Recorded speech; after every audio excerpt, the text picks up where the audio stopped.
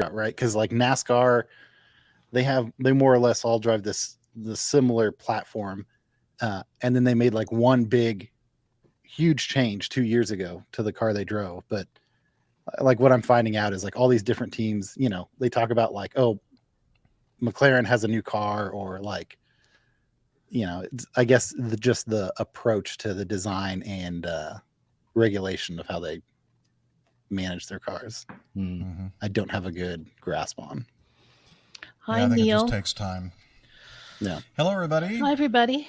So, Jeff, do you want me to Skype you yet or not yet? Hang on. I'm just trying to load up a couple Okay. of videos. I'm Okay. sorry.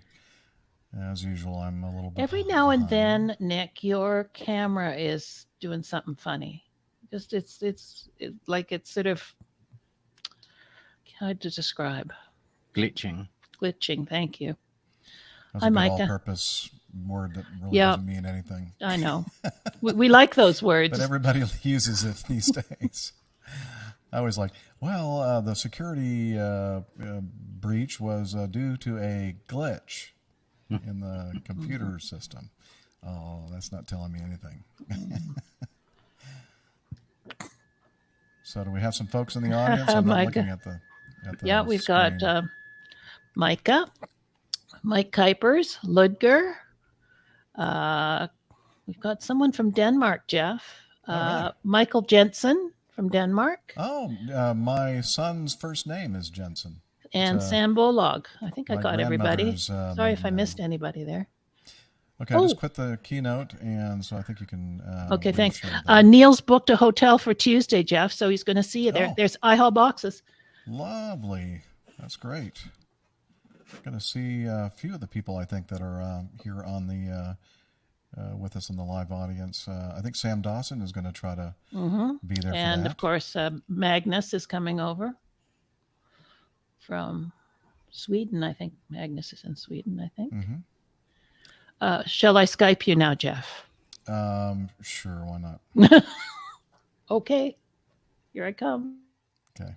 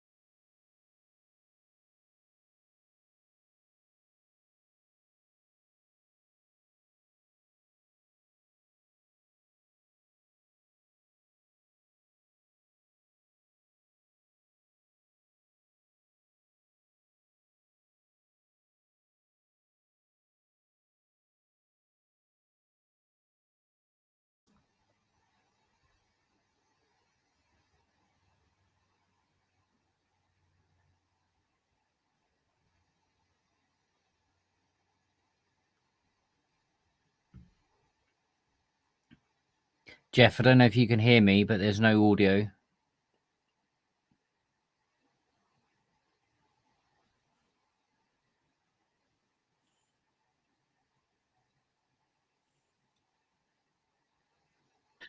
Yeah, Jeff and I are just talking on our back channel here. Okay, we'll be back in a fair minute. Thanks, Andy, though. Thanks.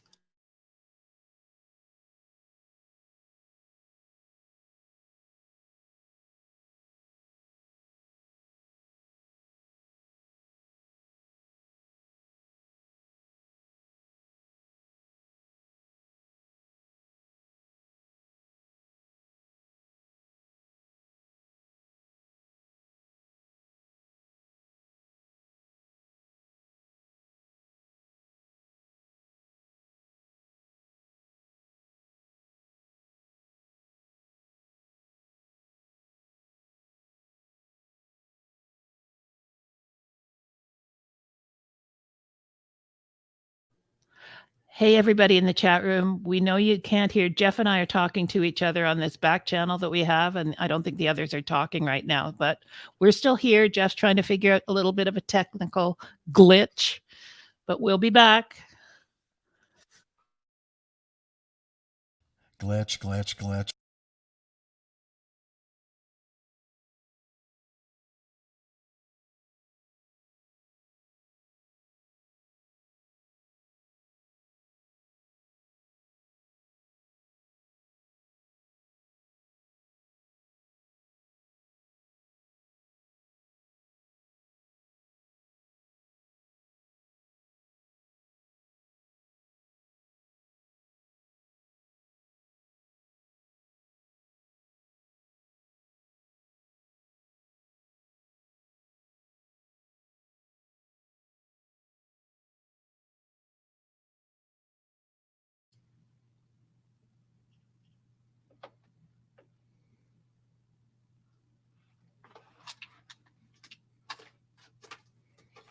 Let's see. I haul boxes. Nick is unfortunately the other Nick is not going to be with us. I think he needed a little extra time to mentally and emotionally prepare himself for Jeff. So he's Exactly. It's taking a few called, days off. getting braced. Yeah. Stocking up on the booze and drinking himself. Yes, Jeff flies over tomorrow night, overnight. We'll be at Heathrow on Sunday morning. Tim Van Ram made a comment about being better with sneezes and chirps. I don't understand that. Don't know. Seems a little. A nick or less? No, we got one nick. But I hear I see what you're doing with that nickerless thing there. I haul boxes. Yeah. I know you guys can hear me again, right? Yep. Okay. It's just for some reason the audio routing is not going to the DAW. Oh, now it is. I just had to shut down Audio Hijack and restart it for some reason. Go back over to Skype, yes, Liz, sir. And just make sure I'm getting the signal there. Okay, just a minute. Let me mute myself here. Thank you. In reference to reading that. So, yeah, I knew that, Tim. I mean, I got that part of it. Okay, I can hear you there. Thank you. If you were making a comment about, I don't know. I guess I don't know what. What are you saying, man? So what is Canada Day your Independence Day also, or is it? Well, it's the day we didn't sort of have an independence thing, right? We didn't have a rebellion, but it's the day the country was formed from a bunch of other independent colonies got together and they just apologized. It's called Confederation. They all stuck themselves together and became a country in 1867. But still within the the geographic. Well, it was like Nova Scotia, New Brunswick, Quebec, which was called Lower Canada, Ontario, which was called Upper Canada. I think those were and PEI. Those were the original 5, I think, that stuck themselves. But so were you always under the? You're not under the British rule, but what's it called? Like all of the Commonwealth, part of the Commonwealth. Yeah. You've always been part of the Commonwealth. Well, we were part of the Empire before. Like we were colonies at that point. We were colonies, and then when we formed a country, we started to become our own thing. And then in not that long ago, in the early 80s, I think, Bruce, I don't remember, we actually everything came to Canada. I mean, we still have the monarch in England is still our head of state, quote unquote, but like totally figurehead. Like there's no. So you're still directly tied to Prince Harry and Meghan Markle. We can still point the finger especially at you for that situation. I guess since they've backed away, no, but yeah, I know what you're saying. Yeah. Yes, it was Dominion Day, and Mike, my father, called it Dominion Day till the day he died. He didn't like the change to Canada Day. He didn't like the new flag. He was pretty into that. Didn't like change. No. Okay, so I saw your Sultan of shirt. Wings, is he here? Didn't see him. Okay. Haven't seen him. Well, this is a gift from him. From Brad? Oh, cool. Yeah. Who's and he now also gave me retired? another one that was another I'll fix it in post cool shirt. Okay. So how are the volumes, the levels compared to everybody? Yes. So we're just going to Micah, now's your get an time to idea. make some Micah, comments. Our sound tech, and of course Matt here from the A320 podcast is going to talk a little bit, so you can hear him to see how his level is. Yeah, thanks very much for having us on. A And pleasure. Steph's on her way home. She'll be joining us at some Do point. you have a friend there somewhere in your lap, or what? Or is that the royal us? That's what I was gonna say. You said us. I only see one person there, Matt. I don't know. Is there somebody else there with you? Yeah. Oh, okay. I won't ask any questions. Why not? I don't know how critical we can be of him, Jeff. He looks incredibly professional there in his I know, doesn't he? sound dampened Yeah. studio. And meanwhile, What? Better than I this? can't get my open, flag to bare stay up on the wall, and you can't get the audio to go through your computer. So. Tim Van Ram says we all sound good out west. All right. Good. Good to hear. Okay. So I got a couple of videos queued up for the Oh boy, first news Steffi's item. having a frustrating drive home. Uh-oh. Hang in there, Steph. Yeah. And Lindsay asked about if that was me at the Charlotte Douglas International Airport, landing, being extremely efficient with the use of landing gear. And no. Saved a lot of brakes on that landing. There you go. I would think. Yeah. Probably a lot of drag. Your pilots got a lot of kudos for the landing they made. So It was a Kudo landing. I mean, a Kudo pilot. Mike is happy with the levels too. Yoo-hoo! All right. Good do. Steffi, is she driving this evening with her doors on or off her car? You know? One never knows. We'll have to ask when she joins us. I think that's the real question: is why is she constraining herself to the roadway if she's driving home in her Jeep? Exactly. Good point. We want to know if she was topless too. In the Jeep. In the Jeep. Yeah, the Jeep, not her. Hi, Well, here's Victoria. an I guess you go by Tori. Good to see you in the chat room.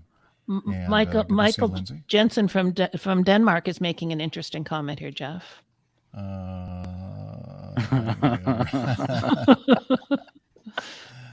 I have a feeling that Michael Jensen might be one of your fans, Matt. I don't know. Maybe not. Never know.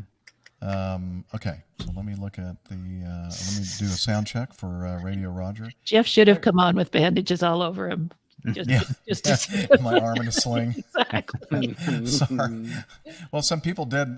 Liz told me that on Facebook there were some people that, because we postponed the show, Right. what, from Wednesday yeah. till today, and they thought, does that have something to do with? They an did. Had incident lots of in, people Charlotte? asking. It's very nice. They were No. concerned. But, you know, I allayed okay. their fears. Hey, Roger. This may be the Sound check. best comment. You're listening to the Airline Pilot Guy Show. The view from our side of the cockpit door. Love it. APG. Well, you said you were up for a nap. Yeah. Airline Pilot Guy, episode 500. All right, how's that? That sounds good. Okay, and so we're going to have Steph eventually, and we got. You got your guest. You got your Oh. guest music ready. I do not. Oh, I forgot to tell you guys I put some pictures in the Evernote. So, Oh, Well, I didn't realize I was coming on until right now. So we don't have to share Okay. them. where No, I are can do they? it. Where are they in Evernote? I just dropped them in the Getting to know us? Getting to know us. Oh, okay. All right. Do you want me to just have them up and share No, my no. screen? I'll make some quick slides. Just a minute. Let She me can do try. it. She's a pro at this now. She has to unshare. I meant to say that the minute I got Yeah. on, and then I got sidetracked with my horrible. Oh, hang on. No. My Evernote is taking ages to load them, but yeah, I have to unshare the screen. Yeah. Yeah, I know. Otherwise, it won't have the latest version. So what are traditional Canada Day activities, Liz? What? Don't ask her any questions, Nick, Oh, because okay. she has to focus on that. Okay. Well, I'm not focusing on anything because my Evernote's still trying to load the pictures. Okay. Well, then go ahead and answer. Same thing as the 4th of July, fireworks and picnics and eating hot dogs and, you know, nothing too original. Probably eating poutine in I was Quebec. going to say, you can't eat hot dogs. That's a U.S. thing. You don't think we do everything that you guys do? Like, Although now that I said that, I just watched one of the YouTube channels I follow is a guy, I think his name is Ryan Toomey. He does traveling in a van, and he did a little side trip over to Finland and rented a van over there. And I guess a big thing over there are Finnish hot dogs. Oh. I forgot what they call them, something different, but they're hot dogs. So they have a hot dog culture over there too. Wasn't that fascinating? It was good. That's Thank why you. you come here, We do. to get that kind Love of it. fascinating information. Oh, and just as well, Liz is doing that Camacho. I'm not doing anything because we're still trying to load here. Well, what? Why is it taking so long? I don't know. It's just the little circles going, 4 little circles going around in my Evernote. On the just on that note. Just on that, getting to know us, where obviously Nick put the pictures in, but they're not coming I up. see them all. I can put them over there. All right, do your thing. All right. So you're. You notice how I got out of doing that work? I'm a sucker, I guess. Yeah, you are. All right. I want to. Yeah, we've been doing pretty well against your Giants there, Tim. I hate to say it, but Okay. I just find those eating contests disgusting. I have to say. I know Those it's are a tough to thing, but watch for me oh also. boy, like oh. And Matt, I know you're looking at the clock going, how long is it going to be before they start? But, again, as I said, No, you're anytime you good. need to drop out. No tortiere? No tortiere is more a Christmassy thing. Eat tortiere in the wintertime. What's a tortiere? That sounds French. It is. It's a Quebec meat Well, you pie. Canadians steal from everybody. Well, we were half French. We have 2 official languages, Well, you that's know, true. like we are Never mind. French. Oh, yeah. Do you follow the Blue Jays, Liz? Or do you follow baseball up there? Yeah, mildly. I mean, I'm not an avid. I used to be a really avid fan, but yeah, Oh, I mean, yeah. I keep track of them. I watch sometimes. I like listening to it on the radio. I love listening to baseball on the radio So do rather I. than TV. Yep. Yeah. Reminds me of when I was a kid. 'Cause we didn't have TV when I was a kid, so I had to listen to all the baseball stuff on the radio. I just remember my dad painting like the outside of our cottage and stuff and having the radio on, listening to baseball. I love that. It's definitely on my list of things to do. Go to a baseball Oh game. yeah, When you we gotta come do that. when we come over next week, the plan is at some point to try and grab a baseball game. Yeah. Isn't Atlanta doing really well, Jeff? Aren't they sort of like one of the top I teams? think they're in first place right now. That's at least a couple of that's days what I ago they thought. were. I think I heard that. Okay, Yeah, let's- the slides are updated, Liz. Okay, so thank if you, Jeff. wanna, I'll go over and take it. take it off. I'm taking it. Take it, baby. Yeah, okay.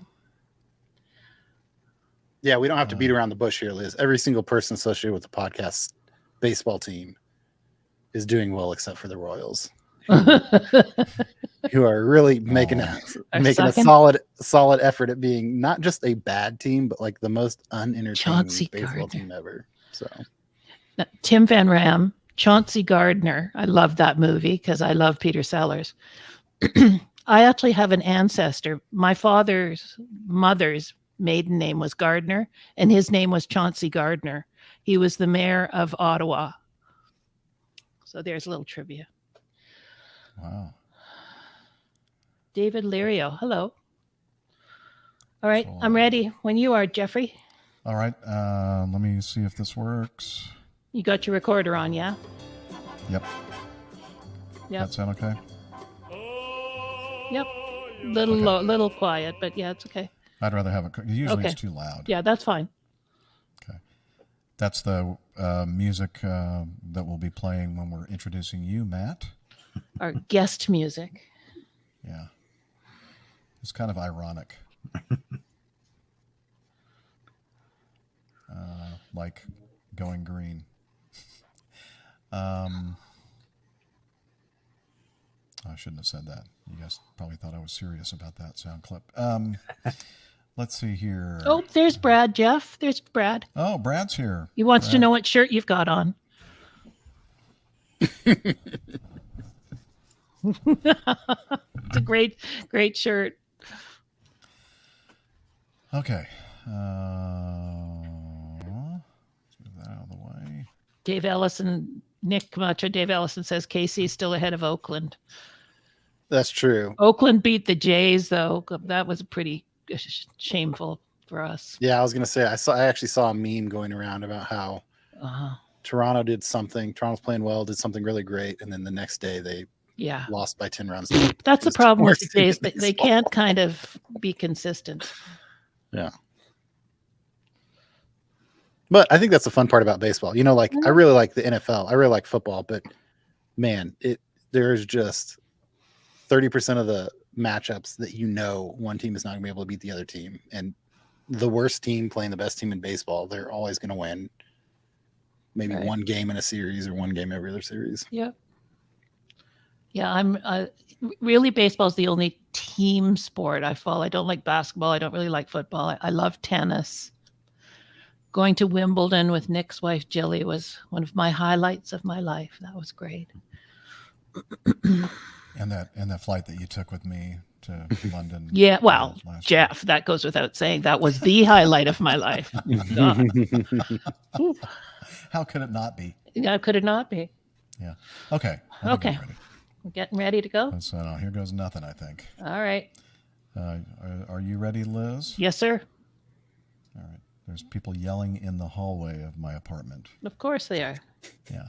Perfect timing. Right on cue. Okay, Radio Roger. Take it away. You're listening to the Airline Pilot Guy Show. The view from our side of the cockpit door. WAPG. It's the Airline Pilot Guy. Airline Pilot Guy, episode 576. Yeah, he's up in the sky. It's the Airline Pilot Guy. Hello, you're listening to the Airline Pilot Guy Show, the view from our side of the cockpit door. With your host, Captain Jeff, broadcasting live from Studio 1A at APG headquarters in Roswell, Georgia. Today's show was recorded on the 30th of June, 2023. Yeah, he's up in the sky. It's the Airline Pilot Guy. Get your light and he's flying by. With the Airline Pilot Guy.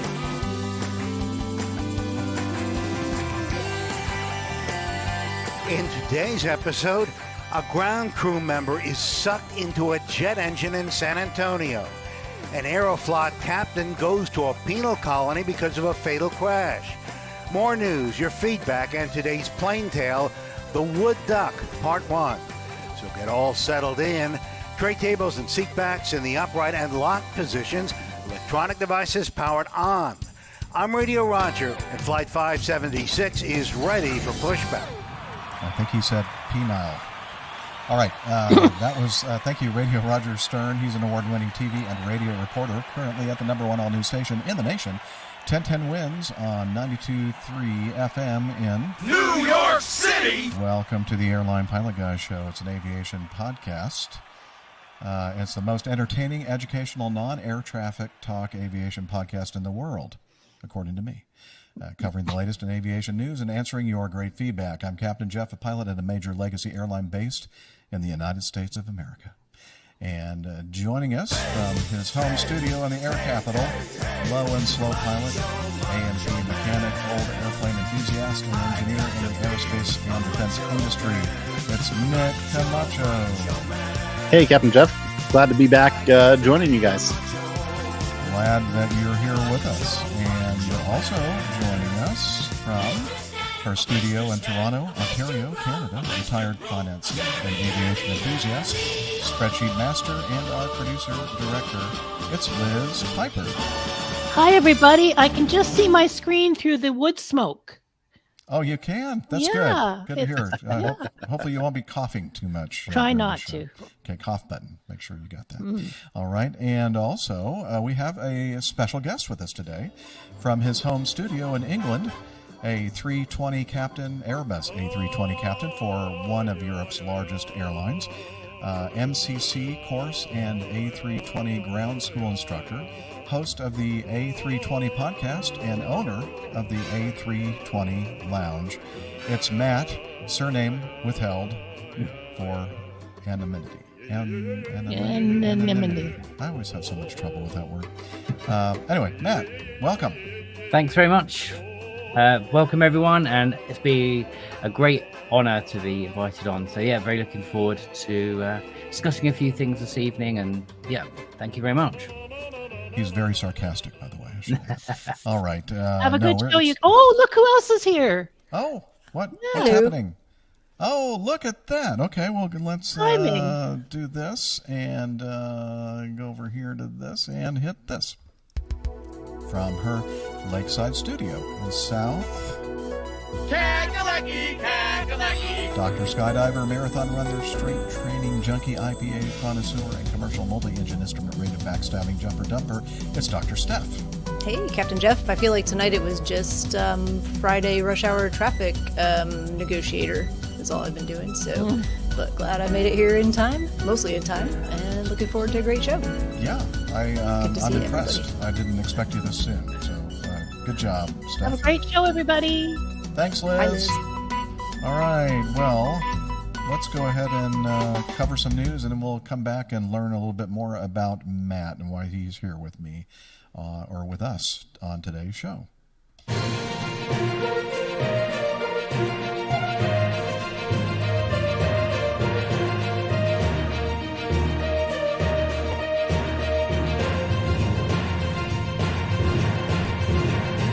Stand by for news. All right, we're going to start the first news item with an event that happened, just yesterday, or was it the day before yesterday? It was day Wednesday. Before yesterday, very, very recently. And I think that the best thing to do maybe is to play this video from a local news outlet in travel Charlotte. trouble. This for passengers in North Carolina today. This Delta plane landed safely at Charlotte Douglas International Airport without its front landing gear. The airline says no injuries were reported. 2 pilots, 3 flight attendants, and 96 passengers were on board the Boeing 717. The flight departed Atlanta earlier this morning. Passengers praised the flight crew for their efforts to keep everyone safe. Well, is that it? That's it. Okay. Short and sweet. And breaking news, apparently the word reported has no T in it anymore. I think that was a news outlet, a media outlet from Philadelphia. It looked like. Oh, was it? Yeah. Okay. Mm-hmm. All right. Well, that doesn't. That explains their inability to enunciate words. Yeah. I mean, Steph doesn't want to claim them. I think you're no. Carolinian. I don't know. I lived in Philadelphia for a long time too, or in the area. Yeah. Liz is saying it's too bad we don't know anybody that knows anything or something about the 717, and I agree. I wish that we did. Would have made for a more interesting, robust analysis of this event. I did talk to someone who talked to a mechanic for Delta, our sister airline, in Charlotte, and they said that the over-center mechanism had broken on it, which is a pretty beefy part, actually. When you say over-center mechanism, can you explain that for okay, when the nose folks strut comes down, there's a like a metal structure that kind of pops into place, and it's kind of like an over-center lock. So once the strut extends to a certain point, it locks into position, and the only way that you can retract the gear is for that center, that over-center mechanism to be pulled out of position, so that to allow the nose gear strut to retract. Did that make any sense? I don't know. Sure. Anyway, this. Sorry. Oh no! We're on top of these over center strut things on our 717 fleet at Acme Air. Just to be sure you know that. Boxes. Yes. It's next to the shimmy damper. I will have to defer to Steph regarding the shimmy damper expert, Dr. Steph. I mean, I'll have to go back and consult the technical notes on that. We can read them out later if you like. Okay. Yeah. Let's wait until she'll also need like half an hour because she just walked in from work, so she'll need like half an hour to get prepped for that. That's right. Yeah, it's gonna take a few of these. It's way too soon. Way too soon. Matt, I don't know if you're familiar with one of the funniest, I think my personal favorite Airline Pilot Guy Show episode It was pretty early on, in the 200s, right, Steph? Probably, yeah. Something like that? Yeah. Yeah, and Steph was reading a technical paper about shimmy dampers, and it was very entertaining. Let's just say between like being very exhausted and having had a couple beers, it didn't go well. And no one stopped me. They just let me. Well, they tried to, I think, but I was just dead set on reading that, and no. Oh yeah, she had no idea. Oh, I was. Yeah, I think I was half asleep, to be honest. Yeah, it was great. And I'm sorry we keep bringing it up, Steph, but I can't help it. It's all right. I can own it. It's okay. Okay. Anyway, but I didn't bring it up this time. It was iHaul Boxes. It's his fault. I know. Okay. So this news source is WBTV, which I do think that is in Charlotte. Yes, a Charlotte source. Delta Airlines Flight 1092 landed around 8:40 a.m. The NTSB is investigating after the plane's landing gear failed to work properly as it landed on Wednesday morning, and so they were coming in. Oh, I have another. You have the. Video, I think, or should have, from the actual. There should be a VAS Aviation overlay with VAS Aviation one. ATC audio. Go. Okay, it's not the other one that I have set up already. See how professional we are here, Matt. Do you want me to read? Do you want me to read some of this article while you work on that? Why don't you do that? I'd be happy to do that. That'd be a great idea. We're going to skip to the meat and potatoes of this here. So.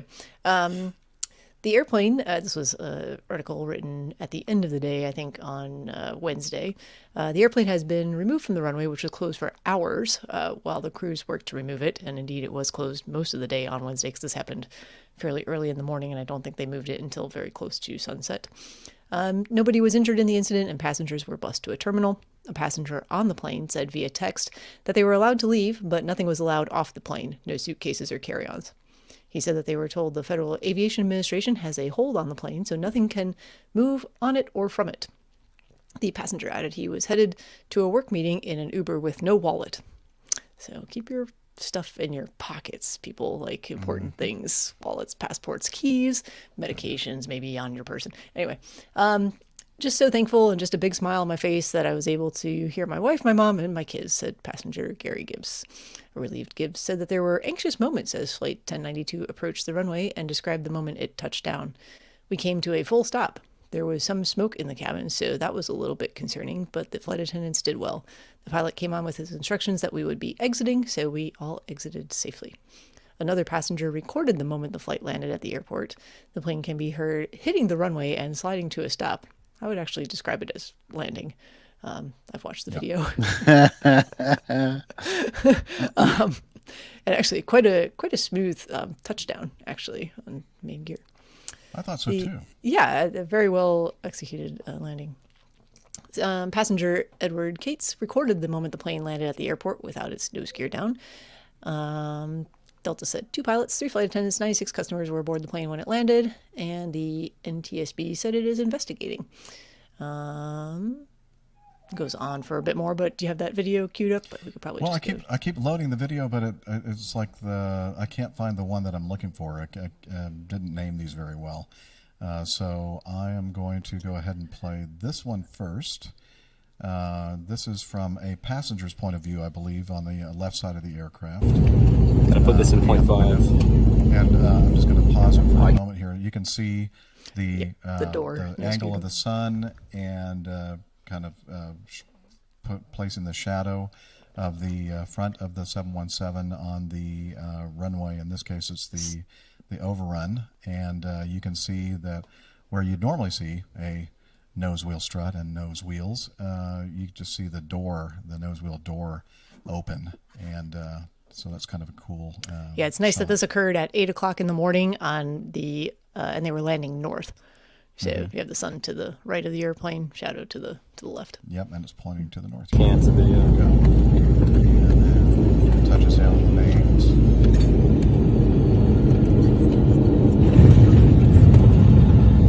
Oh, it's not bad at all.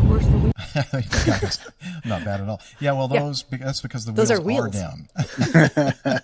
But wait till you feel the next part.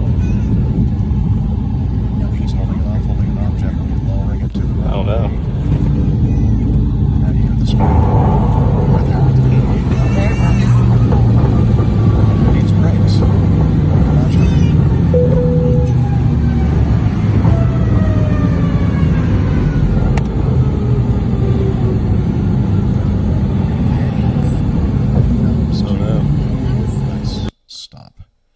that's kind of cool to have that kind of viewpoint. Mm-hmm. And let's see. And I don't know. I'm going to try another. There are 3 videos in here that.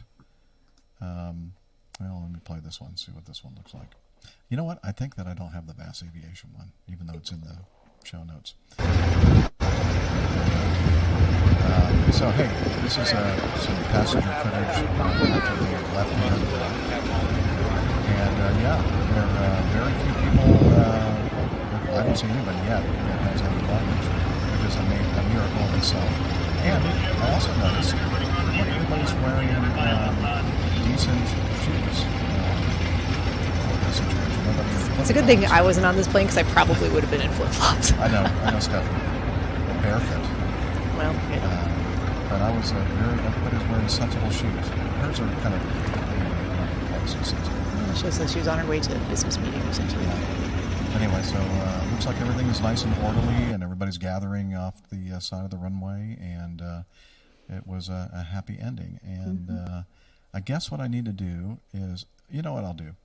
I'm going to just go ahead and play from Evernote that video from Bass Aviation, and the main thing is it shows a radar plot, or a simulated radar plot of the approach and landing, and then the second approach and landing. And really the main point of listening to this is hearing the audio. So I think everybody will be able to hear this. Can you hear that all right? Okay. Real aviation communications from Bass Aviation. And here we go. They're showing the airplane coming in on the Jonesy arrival. Junction 92 at Nelson Tower, 133.35. Speed at your discretion. Speed at your discretion, tower at Nelson, 3335. That just passed by That Steph's voice place. is so familiar. Yeah. Yeah. Oh, the controller's voice? The controller, yeah. Yeah. Okay, that's talking about the Boeing 717-200 performing flight 1092 from Atlanta to Charlotte, inbound. And Marshall Delta 1092, 2.6 climbing 4,000, heading 270. Okay, this is after they've made their first approach attempt, and then, of course, at the point where we normally configure for landing, which typically on the weather this day, a visual approach, they were probably about 5 miles from the end of the runway when they started the configuration process, and then they went, oh, that's not good. The center gear, the nose gear, is not extending. Contact for heading 190, it's going to be 3 feet left again. 190, probably going to need a few minutes to run a checklist, Delta 1092. Okay. And approach Delta 1092. Delta 1092, yeah, good. Yeah, sir, we have a nose wheel unsafe indication. We're going to have to go ahead and declare an emergency for and plan on landing 36 left, stopping on the runway. Delta 1092, Roger. You ready to come in now? Yeah, if you can give us 2 more minutes. Delta 1092, did you want to do a low approach so I have the tower take a look at it? Delta 1092, no sir, we're just going to go ahead and proceed inbound as soon as we're done with our checklist. Roger. Delta 1092, whenever you can, give me souls on board and fuel remaining. Okay, Delta 1092, souls on board. Stand by just 1 sec. Okay. He's reaching around for the piece of paper that's in the trash can. And Delta 1092, we're ready to take back to second. Delta 1092, turn left heading 090. Delta 1092, left turn 090. Getting vector back for the ILS 360. Delta 1092, turn left heading 030. And whenever you can, souls and fuel. 030, Delta 1092. First officer's voice. He's got a great voice. Delta 1092, I'm sorry. We have 104 souls on board and we have 50 minutes worth of gas. Thank you very much. That was a captain. A lot going on in the cockpit, running checklists and such. Delta 1092, you're 12 miles to Canuck, heading 030, cross Canuck at 4,000, cleared ILS runway 36 west approach. 030, Canuck 4,000, cleared the ILS west, Delta 1092. That shows them intercepting the final approach course. Delta 1092, contact Charlotte Tower 133.35. 3335, Delta 1092. Okay, they don't have the audio from that frequency. And they continued down, and they... Delta 1092, Charlotte approach, radar contact. They're back with approach again. And I think what happened was they thought maybe it would be a good idea for Tower to take a look and see what it looks like on this approach. And so they must have done a low flyby. And now they're back with approach control again for their final trip around the pattern. Delta 1092, turn left heading 180.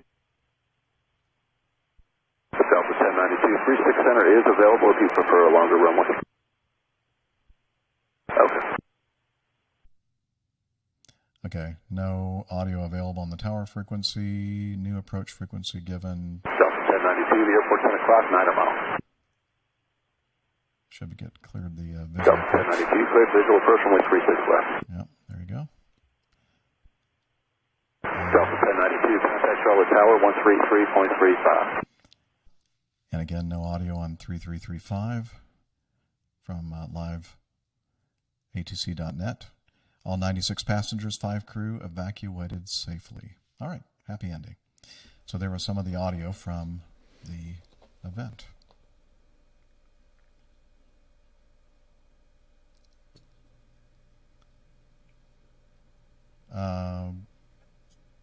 Yeah, I think so too. It's a nice. You're talking about that last image that we're looking at on the. Oh, I'm sorry, I'm not looking at your slide. Okay, let me go to that. Yeah, it is a nice picture with the reflection and everything.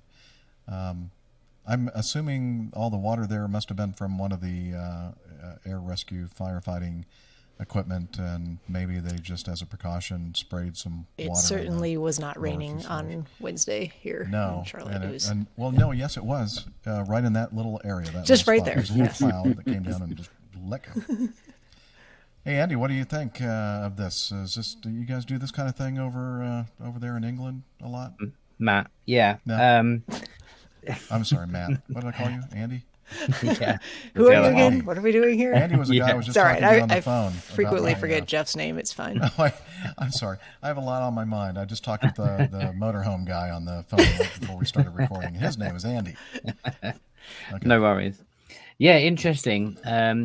Few things that, from my perspective, that are interesting about this one is on this aircraft, the landing gear is actually quite short anyway, so it's quite a shallow deck angle when the nose is rested on the ground, whereas on the A320, for example, we have quite a long landing gears and they're not very far apart. So particularly on the 319, the nose wheel and the main gear aren't that far apart, so the deck angle is quite steep if you land without the nose wheel down.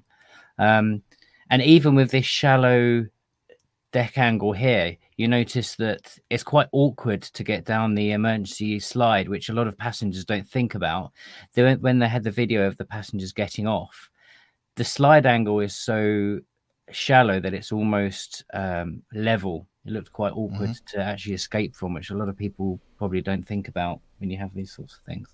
Yep. But from a crew point of view, I thought it was nicely handled. One of the things that we talk about when I'm training crew resource management, failure management and things is distraction.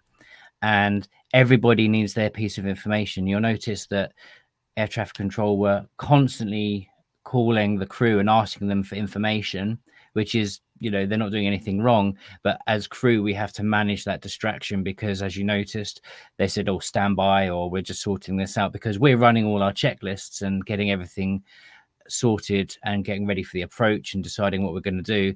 And ATC are asking, when you're going to make approach, how many people are on board, and all these sorts of things. So it's quite a workload management issue when you have something like this, because everybody wants their information. And of course, ATC have a lot to prepare for. So if you just suddenly say at the last minute, oh, we're coming in with no gear and we're ready for an approach, there's quite a lot of there for them to prepare ready. So I thought it was all handled very nicely. The calls were all very calm as well, weren't they? Which showed that they had a good atmosphere going on in the flight deck.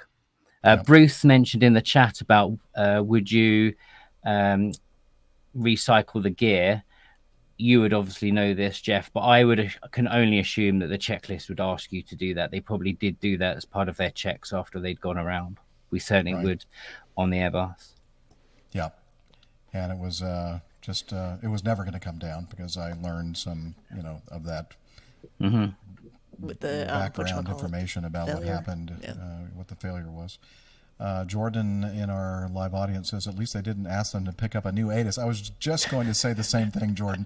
I was going to give them the bell, the thumbs up, for not saying, new information, Foxtrot, please let us know when you have that new information. Yeah. Okay, we're kind of busy right now, thank you. Yeah, no. So I'm glad I didn't hear them say that. Yeah. Is it a different type of Cavo K outside now? Yeah. Yes. Yeah, there was like zero wind. It was Cavo K, like, there's a little bit of haze from some of those Canadian wildfires, but not nearly as bad as some places in the country at the moment. So, the Sultan of Wings and I were having a little sidebar conversation during the audio as well about runway choice. So 36 Center, he very astutely points out, is the longer runway, not by a ton. And then you heard ATC actually say that was available if they would like the longest runway. And then you couldn't hear the audio because it was not available or whatever.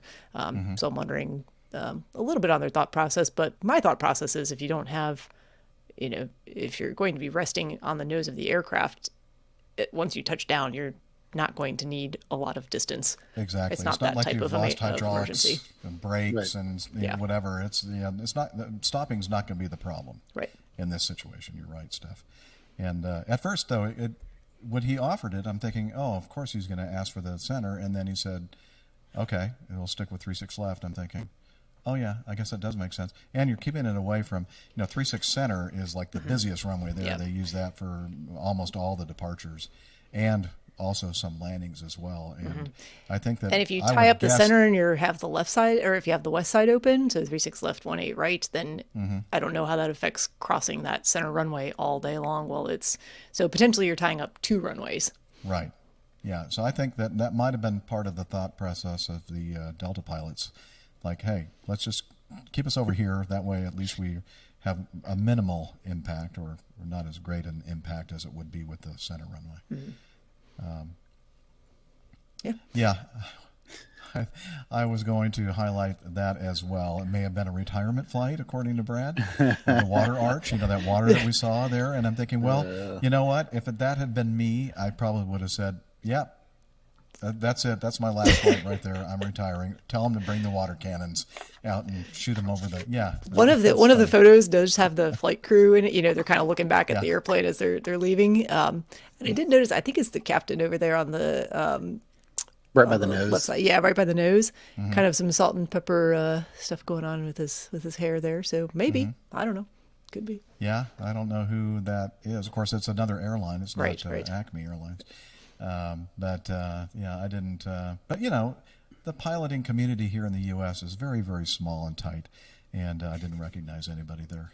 Not many, at all. So I had I thought I was a little disappointed there weren't any sarcastic comments on the radio.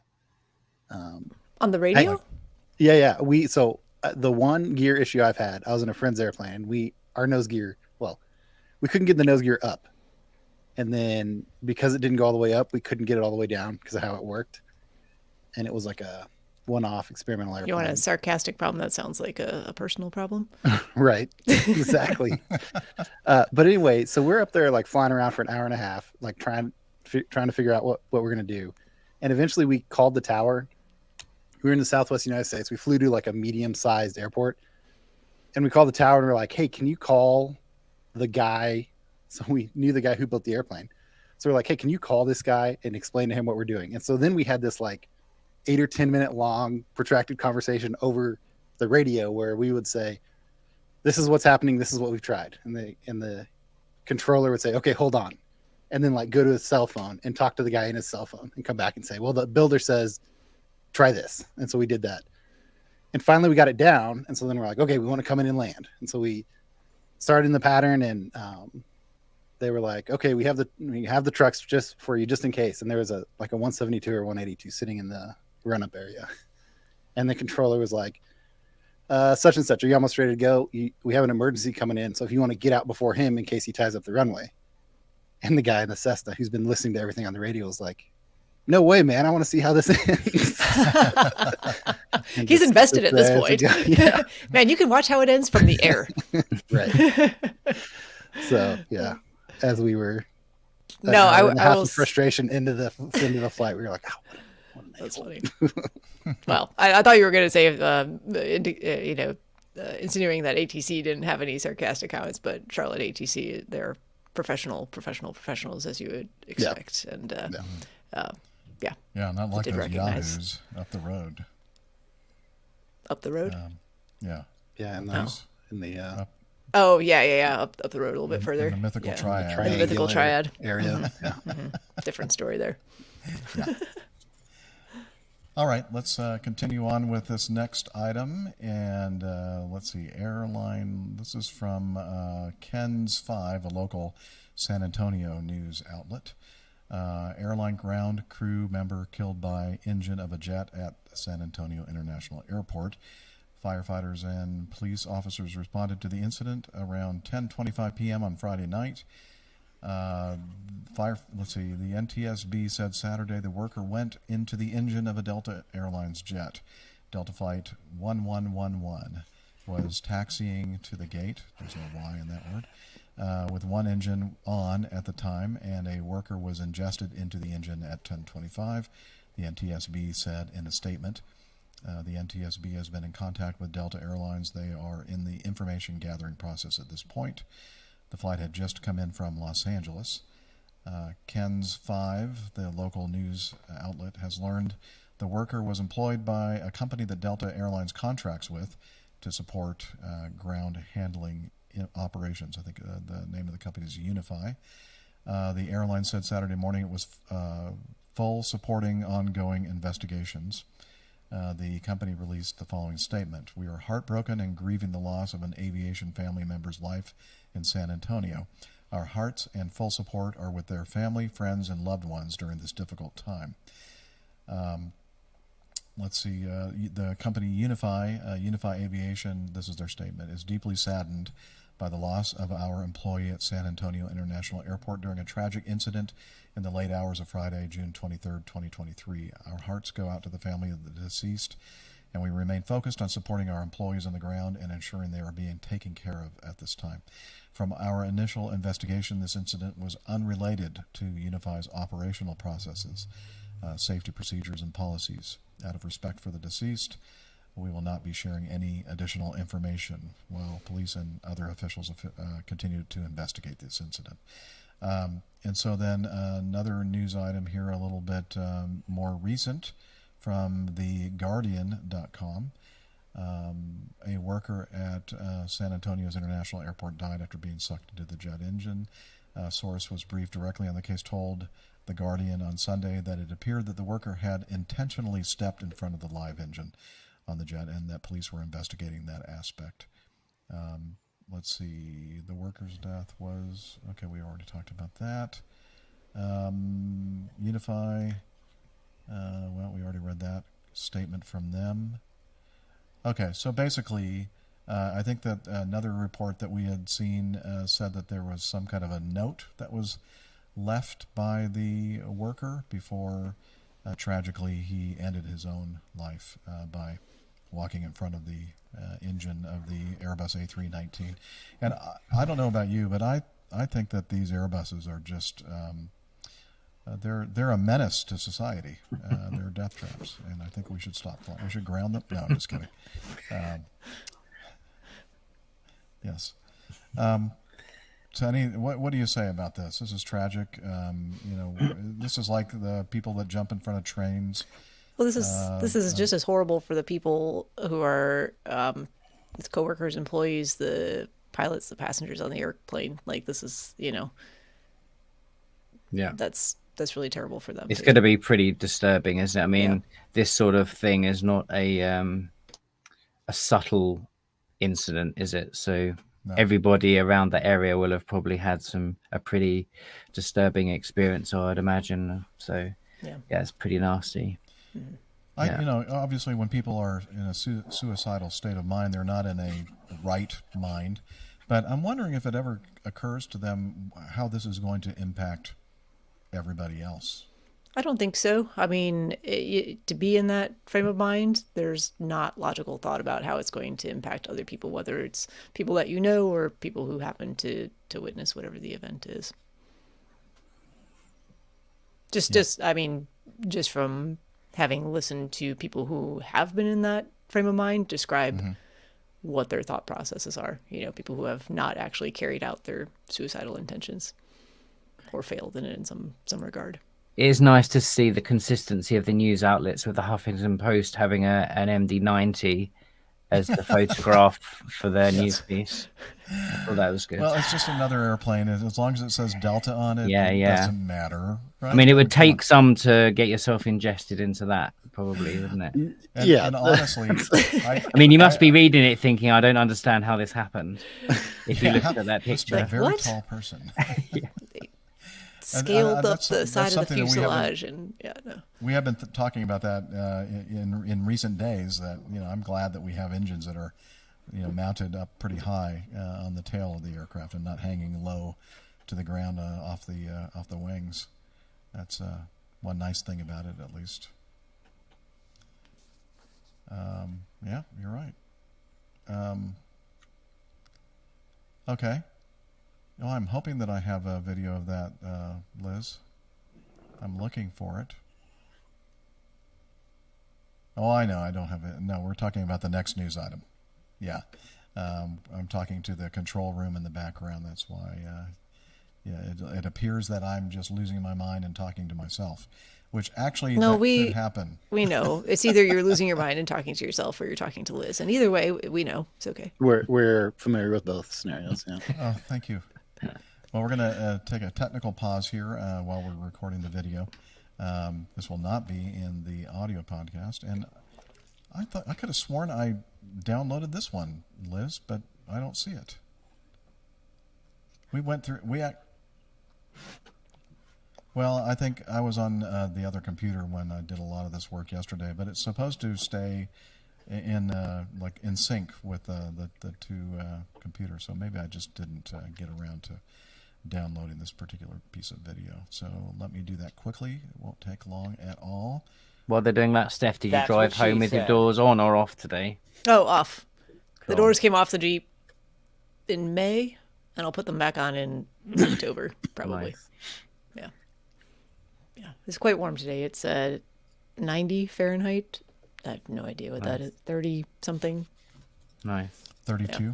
32? Okay. Jeff's been telling me that I need to bring a jumper for Dallas next weekend. It's going to be chilly. Not unless you want to lose a lot of weight by sweating profusely at all times.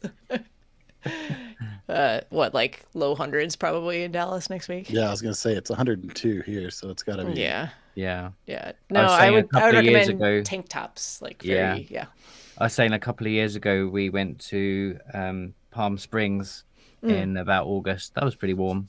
Yeah, Palm Springs. But dry though, so it's a dry heat. Yeah, it was okay. Yeah. I hate when people say that. I'm like, it's Dallas still an oven. Yeah, still Dallas an oven. will not be dry. No, it'll be humid and gross. Dallas will be humid and miserable and. It's all right. That's right. You have AC everywhere, so before. Yes. Yeah, that's true. You go inside and freeze, so you will need your jumper there. Yeah. So actually, do bring your jumper because otherwise the temperature differential is very confusing. It's all right. And for the people Peachtree that looks don't like know it's what a gonna be quite jumper warm. is, they're thinking like a one piece that it's a onesie, a lot of women wear. It doesn't translate in America, No. unfortunately. No. Yeah. It's a sweater. Is that you call it? Yeah, sweater. Yeah. See, for us, a sweater would be just a jumper that you wear for sport. Oh. Yeah.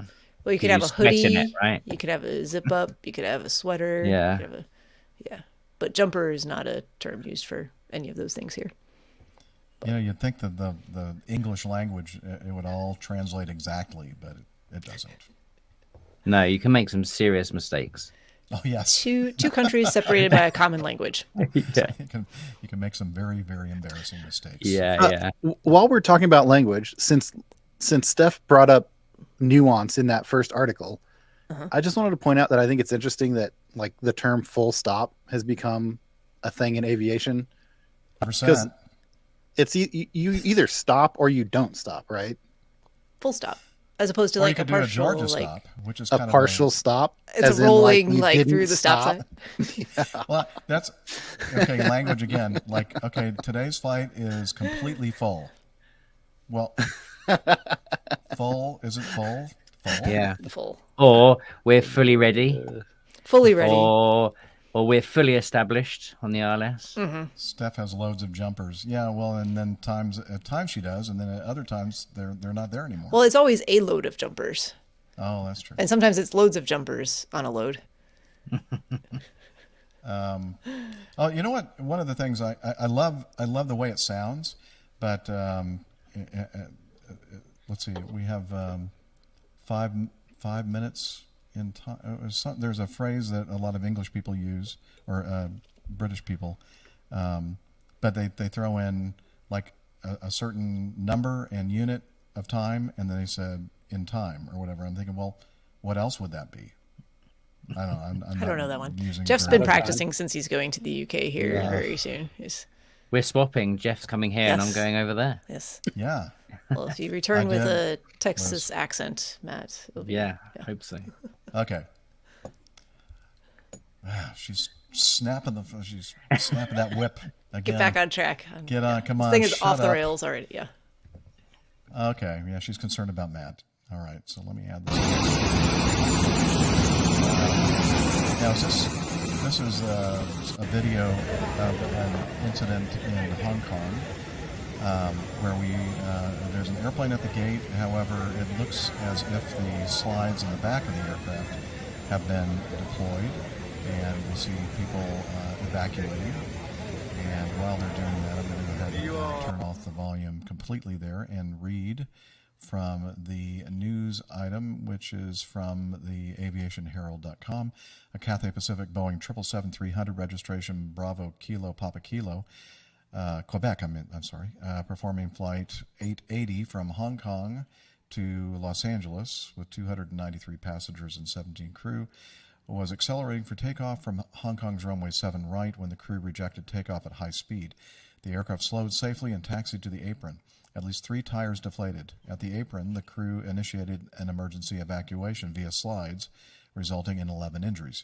The airline reported that the crew rejected takeoff due to a signal anomaly. 9 of the 11 injured passengers have been released from the hospital after treatment. 2 passengers remain hospitalized. 2 elderly passenger, male and female, received right leg injuries each and remain hospitalized. According to passenger reports, the tires deflated during taxi back to the apron. All right, so I guess that's it for that article, at least right now. So there's a... Go ahead. Okay, so that's the information we have. Now, I'm kind of scratching my head on this one a little bit. Yeah, me too. So, Matt, what's your take on this? Well, as I'm sure you brief as well, I brief that we would only evacuate if it appeared to be safer outside the aircraft than in. So you would have to look at this scenario and say, does that appear to be the case?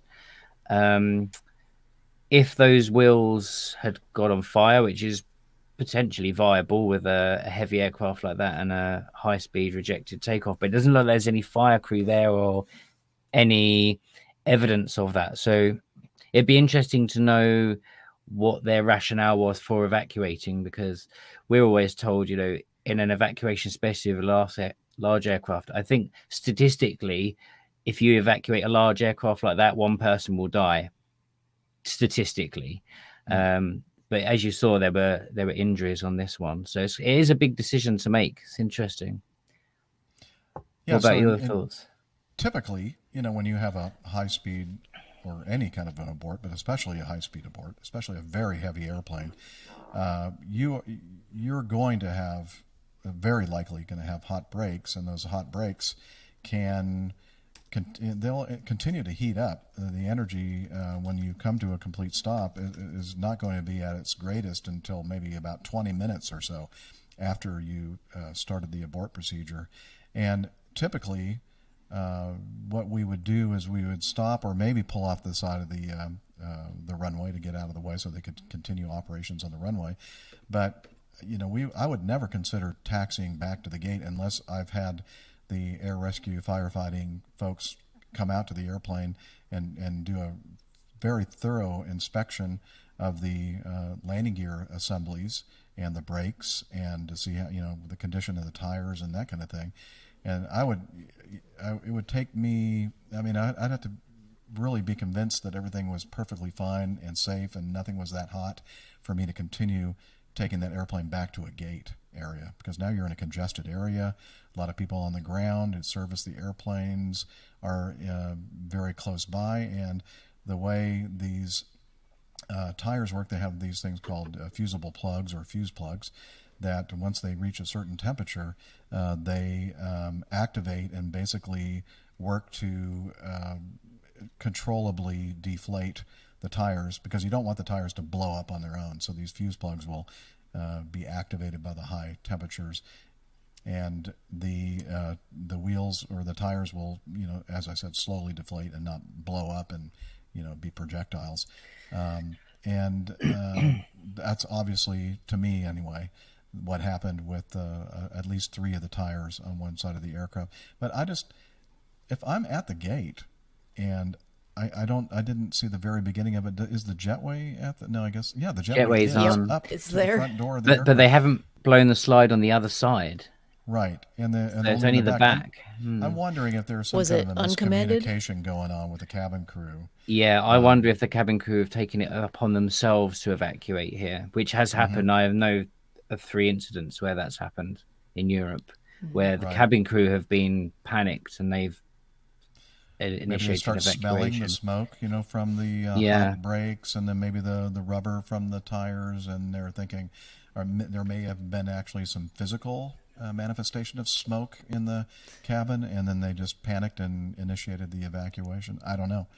Maybe even just thinking if you've ever done any, like just mountain driving, and you're behind a large truck or lorry, and they're riding their brakes, that's quite an awful smell. Yeah. Like imagine that being in the cabin and being distressing. And also after a high-speed rejection like that, everyone's going to have adrenaline pumping, so everyone's going to be heightened sense of their surroundings.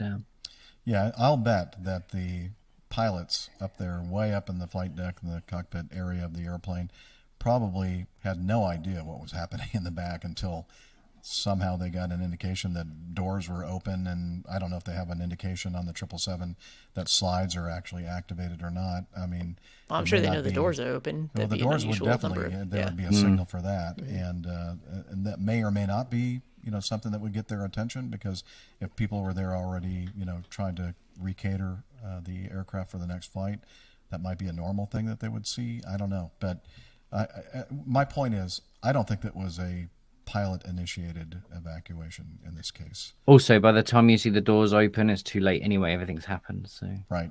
I mean, I don't know what anything technical about the 777, but I mean, on our aircraft, we have temperature gauges for the wheels. We have brake fans that we can cool them down with, so we can monitor and we know what temperature the plugs are going to go at. So we're going to have a good idea of what the situation of the tires and the wheels are. I don't know what they have on the 777.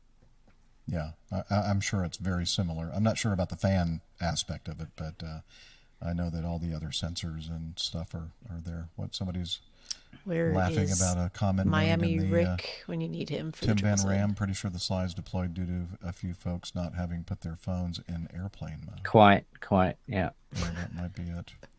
Or it could be the 5G stuff. Yeah, definitely the 5G. Blew up the tires or something. All right. Enough of that.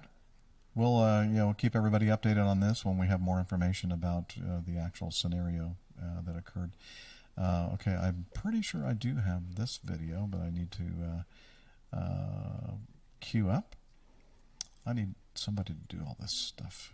We need another tech person in the background, assistant producer, to do this stuff. Let's see. Okay. This is kind of going to be sort of B-roll, but let's start reading the article first, and then I'll share the video. Let's see. I think it is. Okay. Okay, so let me back this up. All right. This next news item is from the Paddle Your Own Canoe website. And the captain of an Aeroflot plane that crashed at Moscow in May 2019, killing 41 people on board, including 2 children, has been sentenced to 6 years imprisonment in a Russian penal colony after he was found guilty of violating air safety rules. Denis Evdokimov was also ordered, I think that deserves that, to pay two victims 1.5 million rubles each, approximately $17,700 U.S., and has been banned from piloting an aircraft for 3 years after his release from prison. He was the commander of a Russian-built Sukhoi Superjet 100-95, which was hit by lightning shortly after takeoff from the airport. The lightning strike caused a loss of radio communications and possible electrical problems and prompted the pilots to panic and make an immediate return. Upon landing, the aircraft bounced along. So everything at this point was under control. They were just having issues with communications on the aircraft after the lightning strike, and they came in a little bit unstabilized, a lot unstabilized, and this happened on the landing, which we're going to play right now. And this is a security camera video of the aircraft after it had bounced and slid off the side of the runway sideways, and it's already engulfed in a huge amount of fire from the back of the wings aft to the tail fin. And the front slide on the right side is deployed, and soon I think we're going to see the same thing happening on the left side of the aircraft. And so people are evacuating, and it's just very clear to see by watching this video how 41 people passed away in this. They were all in that aft portion of the Sukhoi Superjet. Very, very tragic situation. The air rescue firefighting equipment are now approaching the airplane and putting water or whatever the foam treatment it is that they're armed with in an attempt to put out the fire. Anyway, we'll continue with the news item here. During the resulting evacuation, 40 passengers and one crew member were killed. They were trapped in the back of the aircraft.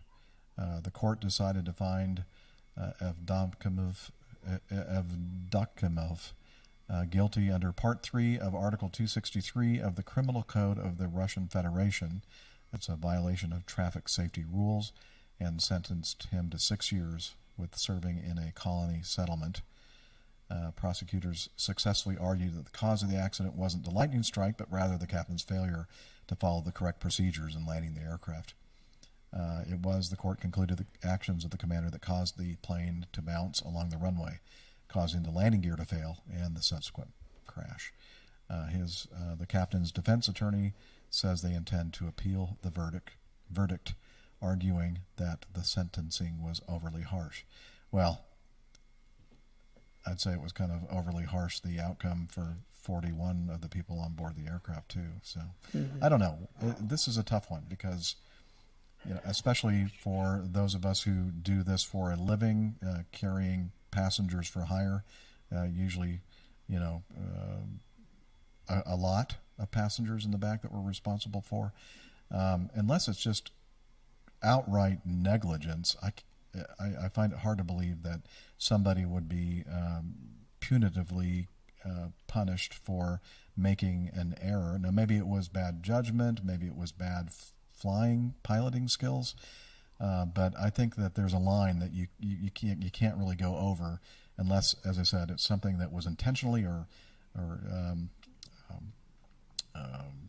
neglect involved. But I don't know. Your thoughts, crew? Yeah, I mean, unless my only thought was, is there more information to the story from what happened in those final moments before landing or lead up to that, or were there other things, in his history along the way, potentially? I don't know, maybe there was some contributing or other evidence that made them issue a harsher punishment. It's tough because, as you say, Jeff, coming from the professional side of this, unless you have a very obscure scenario like the German wing situation, no one goes to work to go and kill a load of people, right? So, there is, I don't suppose his happy in his life at home thinking about that accident, and he's probably, suffering as well. But then someone has to be blamed for it. So I think, as you say, Steph, maybe there's more to this story. Maybe they want a scapegoat. Who knows? But it was shocking how quickly that fire took hold. I mean, those people were dead before it came to a halt, I would imagine, or their some fate. of them anyway. Their fate was decided anyway before that even came to halt. I felt like it took quite a long time for the fire service to get there. It's supposed to be supposed to be 60 seconds from any point on the airport, I believe. Yeah. And probably one of those things where they had communication issues. They weren't coming back for, something wrong with the aircraft per se. They weren't expecting it to be a crash of that magnitude. I'll tell you what else would be interesting to know. I know very little about this aircraft type, but it'd be interesting to know if a 737 or an Embraer or an A320 pulled the same maneuver and bounced landing, if it would result in that. Yeah, it seemed pretty dramatic for what was described to have had happened, because we only see the final motion, the final part there where it's like screeching to a halt, already engulfed in flames. Yeah. And that alone is quite dramatic. I do remember we covered this right after it happened, and there was a lot more detail involved with how all this was set up and how badly the landing attempt was botched by the pilot in command there. Go ahead. Well, I was just going to say, I think it's, and Captain Nick, I feel like brings this up a lot, but like the fine balance between,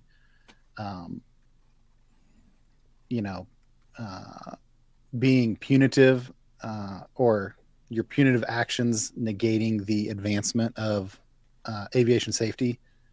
And it's hard. I don't know anything about how aviation works in Russia, but, I don't know if it's a combination of how we approach it here in the United States from a legal standpoint, or, we have, I think most of the airlines have pretty powerful pilot unions that also do a pretty good job of protecting their members. But man, just from an outsider's perspective, something like this happening in the United States is just nearly incomprehensible. It's hard to imagine 6 years in a, No.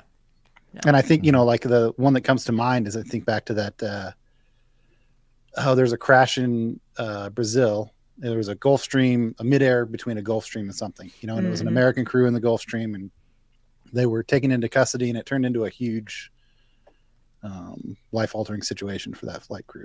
So hard to imagine in our country, at least, having something handled like that. Yeah, I agree. Yeah, it's not a black and white one, this one. It's something you could probably debate for months.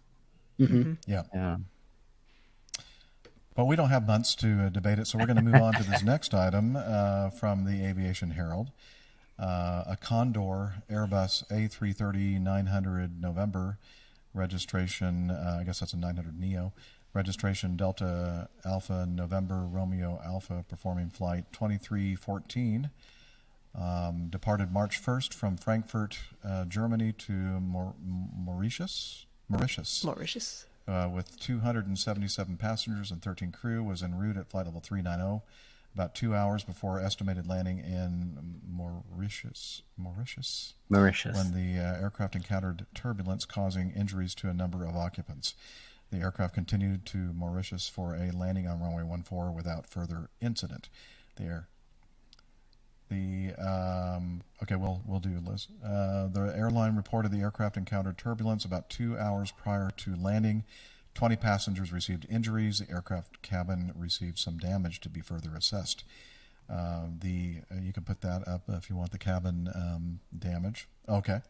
The aircraft still on the ground in Mauritius about 14 hours after landing on March 16th, 2023. The German BFU reported that 5 occupants received serious injuries when the aircraft encountered severe turbulence. The occurrence is being investigated by Germany's BFU. On June 21st, so recently, The BFU reported in their monthly bulletin 3 passengers received serious and 1 cabin crew and 16 passengers minor injuries. At the time of the accident, the senior first officer was occupying the left seat and was the pilot flying. The first officer was on the right seat, or in the right seat, and was the pilot monitoring. The aircraft was en route at flight level 390, flying along airway uniform Mike 665 with offset 1 nautical mile to the right in southerly direction between waypoints Uveso and Angkor. A similar aircraft was tracking the same route 2,000 feet above them. According to significant weather charts, cumulonimbus clouds were rising up to flight level 460, that's 46,000 feet approximately, in that area. There had been no pilot reports of any turbulence, probably because all the other flights deviated around it. The weather radar has been operating all flight, showing no significant weather. The first officer also monitored the weather via the weather app on his electronic flight bag, which also showed no significant weather near the actual position of turbulence. According to the pilot monitoring, the position at the time of the turbulence was, we're not going to read out the lat longs there. The weather radar showed clouds ahead. Go ahead and show the map, Liz. The weather radar showed clouds ahead about 20 nautical miles before the clouds. About 20 nautical miles before the clouds, the crew requested via CDPLC to deviate. That's controller. What's the acronym there? The controller. It's the text messaging between us and the ATC. Pilot, yeah, ATC and whatever. I forgot exactly what that stands for. They asked via that method to deviate to the right and change course without waiting for the clearance. Yeah, that's a good idea.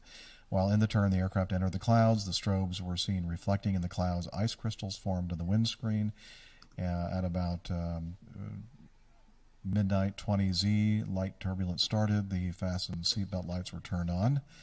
However, no PA was done as the cabin was darkened and the passengers were sleeping. No cabin service was in progress. A few seconds, the turbulence severity increased, and within 10 seconds, loose items and passengers were lifted. The flight data recorder recorded vertical accelerations between plus 1.6 G and minus 0.6 G within a 10-second period. The autopilot disconnected automatically. A number of passengers were lifted out of their seats, and it impacted the passenger service units above their heads. Okay, so I'm looking at this fuzzy, because it's a low-resolution image here. So it's not your eyesight. It's just wasn't really super resolution. So you can see the red track of the flight, and almost perfectly aligned along the track are a couple of little blobs. One, the northernmost one, mostly green, maybe slightly yellow, and then the next one has a little bit more color to it, a little bit more. And there's not like a super dark red or anything like that, but still. It just looks like it wouldn't have been, and this is my opinion, it wouldn't have been a big deal to like deviate a little bit earlier and just make your way and give that thing some margin, some room to maneuver around, and most, I think the best thing to do in this case, if they can, is to deviate upwind to alleviate any effects that you might get from downwind turbulence around the convective activity. But what this reminds me of, I have to be honest with you, is the Air France 447 out in the middle of the Atlantic Ocean. At night, the captain has gone already to take his rest, and the two first officers in there, they kind of, I don't know how they ended up managing to fly through the top of a thunderstorm, but that was like the thing that started that series of events in that tragic accident where the recovery was not very well executed to get the airplane under control. And again, this case, it was like, did they have the radar on? Did they have it adjusted properly? I would imagine that this airplane probably has a pretty advanced weather radar system that adjusts automatically the tilt, etc. I don't know. It depends on, I guess, what the airline orders when they order this airplane, the type of radar system that's on it. But Matt, I know the Airbus is a very sophisticated aircraft, and especially if this is a 330-900 Neo, I would imagine it's not that old of an airplane. Yeah. There's quite a few different fits on the Airbus for the weather radar, so I don't know which one this airline uses. But I mean, even if they're manually you select the tilt, it would be pretty a standard setting for the cruise anyway, I would imagine. It's probably a bit of it comes down to bad luck because the aircraft ahead of them was only 2,000 feet above and was fine. So, yeah, it's hard. So, for those that don't know, so Mauritius is in the Indian Ocean off the east coast of Africa. So, if you imagine Madagascar a bit further out, Seychelles, all that sort of area, that's where Mauritius is. Okay. Yeah. Yeah, well, with the limited amount of information we have on this, it's really hard to, analyze it. It's interesting. A lot of these events you see tend to be clear air turbulence, but it looks like this one was actually in cloud. So, yeah. Did it say whether it was day or night? Because that obviously It didn't say. Well, they kind of implied based on the strobe lights reflecting. On the yeah, clouds. true, yeah. So So maybe I it just was assumed night. they meant it was. Well, it was a 020Z, I think. Was that, or was that from the other thing that we just talked about? Yeah, 020Z. Yeah. So. Okay, so middle of the night. It was Then, dark. Yeah. So it is dark. So that is another effect. In the daytime, you'd probably see that towering queue earlier and avoid it, maybe. And I do know that there are areas of the world. So how far are we from the equatorial region? I would Not imagine far not for far Mauritius. From that. No, and I not know far. That, in my flying and long haul flying days when I was in the Air Force, basically when you're flying in that kind of area of the world, a lot of times there's not a lot of electrical activity associated with convective activity. And so it's not going to be really super obvious if you're just looking out the windscreen at a dark night, because you don't see the lightning strikes and that kind of thing. And when you're using your radar, I think I recall them saying that the colors that you're normally associating with, like for instance, just something that's green on your radar for the northern hemisphere, usually that's not going to be a big deal. There might be a little bit of a bump here and there, but it's not going to be severe turbulence. But in the area close to the equator, something that's painting green on your radar may actually be quite bad stuff, and you want to avoid it. So if you can. It's quite take it far back. south. It's 20 degrees south. It's I was it's thinking it was about farther the north. same latitude as Sao Paulo in Brazil. Yeah. Okay. To give you an idea. It's almost directly east of Madagascar, correct? I'm trying to think. Yeah. Okay. Yeah, it is. Yeah. So fairly far south. I was thinking it was a little bit farther north than that, but I just looked at the lat long. Yeah, I don't know. When I saw that chart, I'm thinking, well, just to me, it doesn't seem like there was a very big effort to avoid the thunderstorm activity, or maybe it was just too late by the time they realized that, oh, we're about to fly through something. Because they said they made the request and they went ahead and deviated without getting the clearance to do so because they knew that it was probably not a good idea to continue straight on the path. I have had it in the past where sometimes nothing shows up on weather radar, and then suddenly when you're really close, something will pop There up it and is. paint. I think maybe it sounds like that happened. The fact that they diverted without waiting for a reply would give me the suspicion that they saw it quite late. Right. Yeah. So sometimes, these things paint quite late. That's, one of the reasons why I really don't like flying at night, because you can sometimes encounter this kind of these kind of conditions. And I was flying last night late from Atlanta to Jackson, Mississippi, and it wasn't a full moon, but it was mostly full. Oh, here we go. Completely full? No, it was partially full. But it was not a full moon, but it was not a new moon either. And it was enough to really light up the sky. It was almost like a spotlight up there. And I'm thinking, well, at least if I'm not flying during the daytime, at least I have something to help illuminate the cloud structure and all that kind of stuff. Because I have, been surprised a couple of times in my career thinking, as you said, Matt, there's nothing on the radar. So we're all good. And then all of a sudden, oh, wait a minute, what is this? What is this we're seeing right ahead of us? And now it's too late. You fly right through it. So, just an interesting point about thunderstorms. So last month, whenever it was the full moon, I think at the very beginning of the month, we organized night jumps. You want to do that usually on nights when there is a nice bright full moon. That helps, like you said, illuminate landing areas. And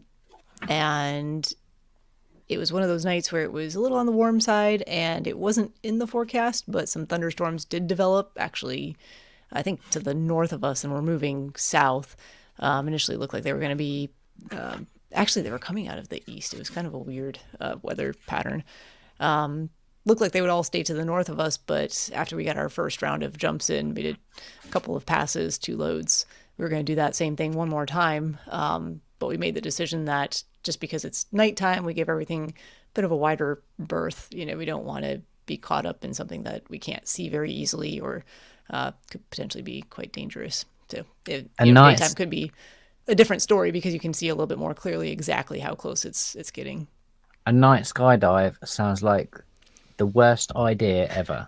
Yeah, I was just trying to think about if that would be more or less terrifying than doing it during the day. It might be better. I'm willing to fly the jet. I mean, it's a thing, and there's reasons why it's done. So those who do demonstration jumps, oftentimes are jumping into events at nighttime, so they need to have experience doing that. There's certain ratings that require it before you can get the rating. So it's an experience thing, and then there's some people who just think it's a fun idea. I'll happily fly the airplane. Yeah. Or sit in the landing area with the lights on my car and spectate. Or get those lasers out and laser the people. No, we're not recommending that. No. But and then it turned out that was the correct call because it was, on radar it looked relatively far away, but it was a big enough storm to kick up quite a bit of wind all of a sudden. So it was definitely the right call. A little momentary pause. Mike is saying there's something wrong with my audio. Does it sound weird to you guys? Sounds great. Fine to me. Sounds fine to me. Yeah. Okay. All right. Thanks. Okay. Well, I think we continue to move on with our news, and we're going to do this one from Paddle Your Own Canoe. Let's see, flight attendants on an American Airlines flight from Venice to Philadelphia leapt into action and made valiant efforts to save the life of a colleague after she suddenly and unexpectedly collapsed just a short time after takeoff on Wednesday. American Airlines Flight 715 was passing over France on Wednesday afternoon when veteran flight attendant Carol Wright collapsed in front of her colleagues. The other flight attendants immediately started emergency life support procedures and performed CPR in an attempt to save Carol, as the pilots immediately diverted the Boeing 787-8 Dreamliner to Dublin after declaring a medical emergency. The aircraft landed in Ireland a short time later and was met by airport fire services, as well as paramedics who transported Carol to a local hospital. Tragically, despite the best efforts of Carol's colleagues and emergency responders in Dublin, it wasn't possible to save her life. In an internal memo obtained by airline insider John NYC on Twitter, American Airlines shared the news saying, "It is with great sadness that we share the sudden passing of Philadelphia-based flight attendant and purser Carol Wright while on a flight this morning. She began her career with American Airlines 38 years ago, and she loved her profession and the many friendships she created. She is remembered as a pleasure to support and a joy to work alongside. Any unexpected loss is extremely difficult, but please know that we are taking care of the colleagues who were flying with Carol. We are also in contact with Carol's family and will provide for their needs and any help they require as we assist with bringing her home." The flight was later canceled. Passengers were being rebooked into alternative services. That's sad. Yeah, it's one of those things that's distressing, but it happens, and even though it wasn't successful in this case, it's a great idea for everybody to, if you have the ability or opportunity to do so, there's classes that are offered in community and bystander CPR services. And anymore, it's really just a compression-only approach. In this case, certainly there were people who were, as part of their training, have a background in performing or certification for CPR and perhaps use of the AED. But if you have the opportunity to get some of that training, you never know where you're going to potentially be called upon to use it. It happens in the community all the time, happens to people in their work environment. Sudden cardiac arrest or sudden collapse is not, it can happen anywhere.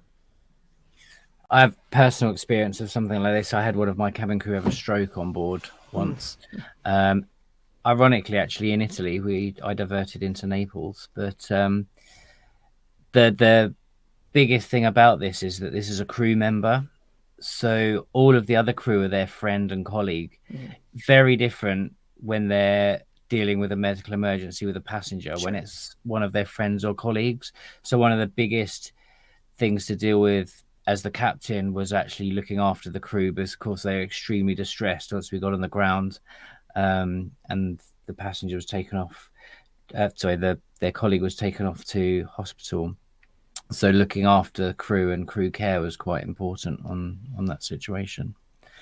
Yeah, and I mean, the article definitely brings it up. Why didn't they just kind of regroup and head on back? Well, the folks who were attending to their colleague need time. Yeah, they're not going to be in a fit state to operate the flight.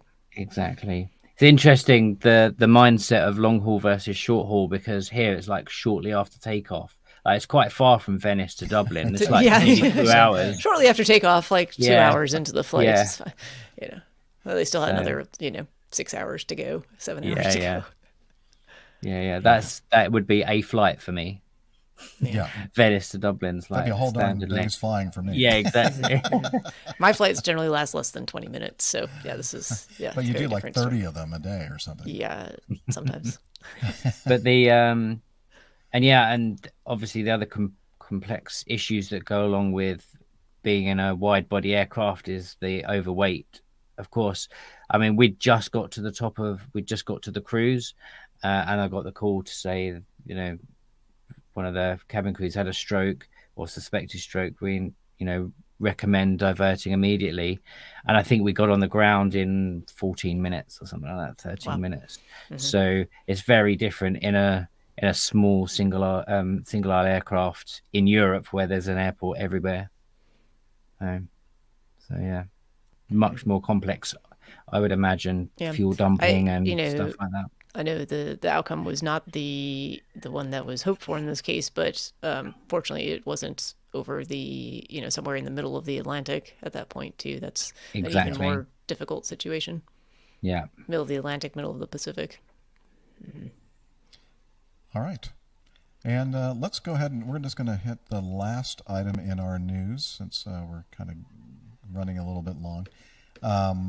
This is something that I ran across probably in one of my social media places. I don't know, or maybe YouTube. I was just cruising around. Something that was presented to me that the AI thought would be that I would enjoy it, and the AI was right.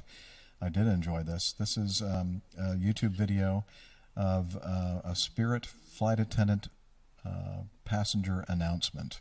And we're just going to go ahead and listen to the audio of this. All right, ladies and gentlemen, let's see who is paying attention. Go ahead and point to where that oxygen mask is going to come from. That's awesome. 3 of you are going to get oxygen. That's great. That's perfect. The rest of you, when you're done screaming, okay, I need you to let go of your neighbor and grab that mask. You're going to breathe normally. Normal breathing in an emergency. Who writes this stuff? You're going to breathe as normally as you possibly can. They want you to assist yourself first and then a child traveling with you. Ladies, listen to me. A child traveling with you. They come in many different shapes and sizes. Do you hear me? If you have more than one of these child traveling with you, assess your situation. Who's it going to be? Well, you can't help everybody, so y'all are going to have to decide. I mean, pick your favorite. You know you've got one. You probably don't want to tell them. But children, if you did not do your homework last week, I don't think you're going to get a mask. It's not a good thing. All right, we do not anticipate this flight turn into a cruise, folks. If we did, I wouldn't have worn this. I would have worn a bathing suit. All right, but if it happens, where's the life vest? Right there. Underneath the seat in front of you. Right. So whoever didn't get that mask, just give them a life vest. Maybe they'll be okay. All right, you cannot smoke on board, but don't worry. If y'all need to smoke, step out on the wing. If you can light it, we'll let you smoke it. We're very accommodating here at Spirit. Very accommodating. Just step right outside. The rest of you are going to get something for free, so you didn't think this was going to happen. The minute they step out, in-flight movie, Gone with the Wind. Just watch them step on out there. Okay, flight attendant call button, this little blue button right here, you push it, it goes ding, and normally one of us would show up. Yeah, no. Look at the time. Don't touch that button. You do not need me at this time. Y'all need to just go night-night termite, and when we land in Vegas, I will let you know. If you push this button, y'all don't get confused. You're on Spirit. Whatever hand you use to push that button, you better have a credit card in the other hand. Don't get confused. All right, now you can't break anything on this plane, okay? They told you don't break anything. Don't disable anything. Let's face it. If you could pay for something you broke on this baby, y'all be flying Delta first class. You will be here. So don't break anything. All right, no, seriously, folks. We will serve you up until we are on final descent to Vegas. So party up, have a great time, do whatever you need to do. I will leave the lights off for those of you who don't want to party and want to try to go to sleep if you're on a Vegas flight. Good luck with that. Oh, my Lord. And we do, folks. We apologize for the delay. We're happy to see you here. Welcome aboard. That was cute. Yes. I love it. Okay, we're going to have a test. Okay, three of you. Oxygen masks. Yeah, 3 of you are going to get oxygen. I thought that was pretty fun. So good. So good. All right, let's do that, Liz. And it's time for that segment of the show where we get to know each other and what we have been doing between shows. And let's see, we're gonna save Matt for the end of this, so he the best for last. Yes. In that case, I guess I should go first because I'm probably not the furthest from the best. So I will do that. I will be the first to tell you about what's been happening with me. And let's see, we recorded Wednesday of last week, and of course, I always get to do my I'm singing over the weekend, and I did that again, several masses over the weekend, and I had a great time with my choir family, and the choir director's daughter and future son-in-law had a housewarming party at their place in a little bit north of Atlanta, and that was a lot of fun. Nice party. And then anyway, end up flying sort of flying assigned 3 trips, flying 2 of them. I got to spend a wonderful amount of time at the Atlanta International Airport on Monday. Didn't end up flying anywhere. I was supposed to airport appreciation. It was airport appreciation, more like inside of a burning hot 737 appreciation at the A concourse in Atlanta. Apparently they were having issues with cold conditioned air and on the entire part of that concourse. And we boarded the air. Now, Monday, if you live up in the New York area, you'll remember it was like just nastiness up there on the eastern seaboard. And I thought, well, I don't care. I'm not flying. I don't have to worry about it.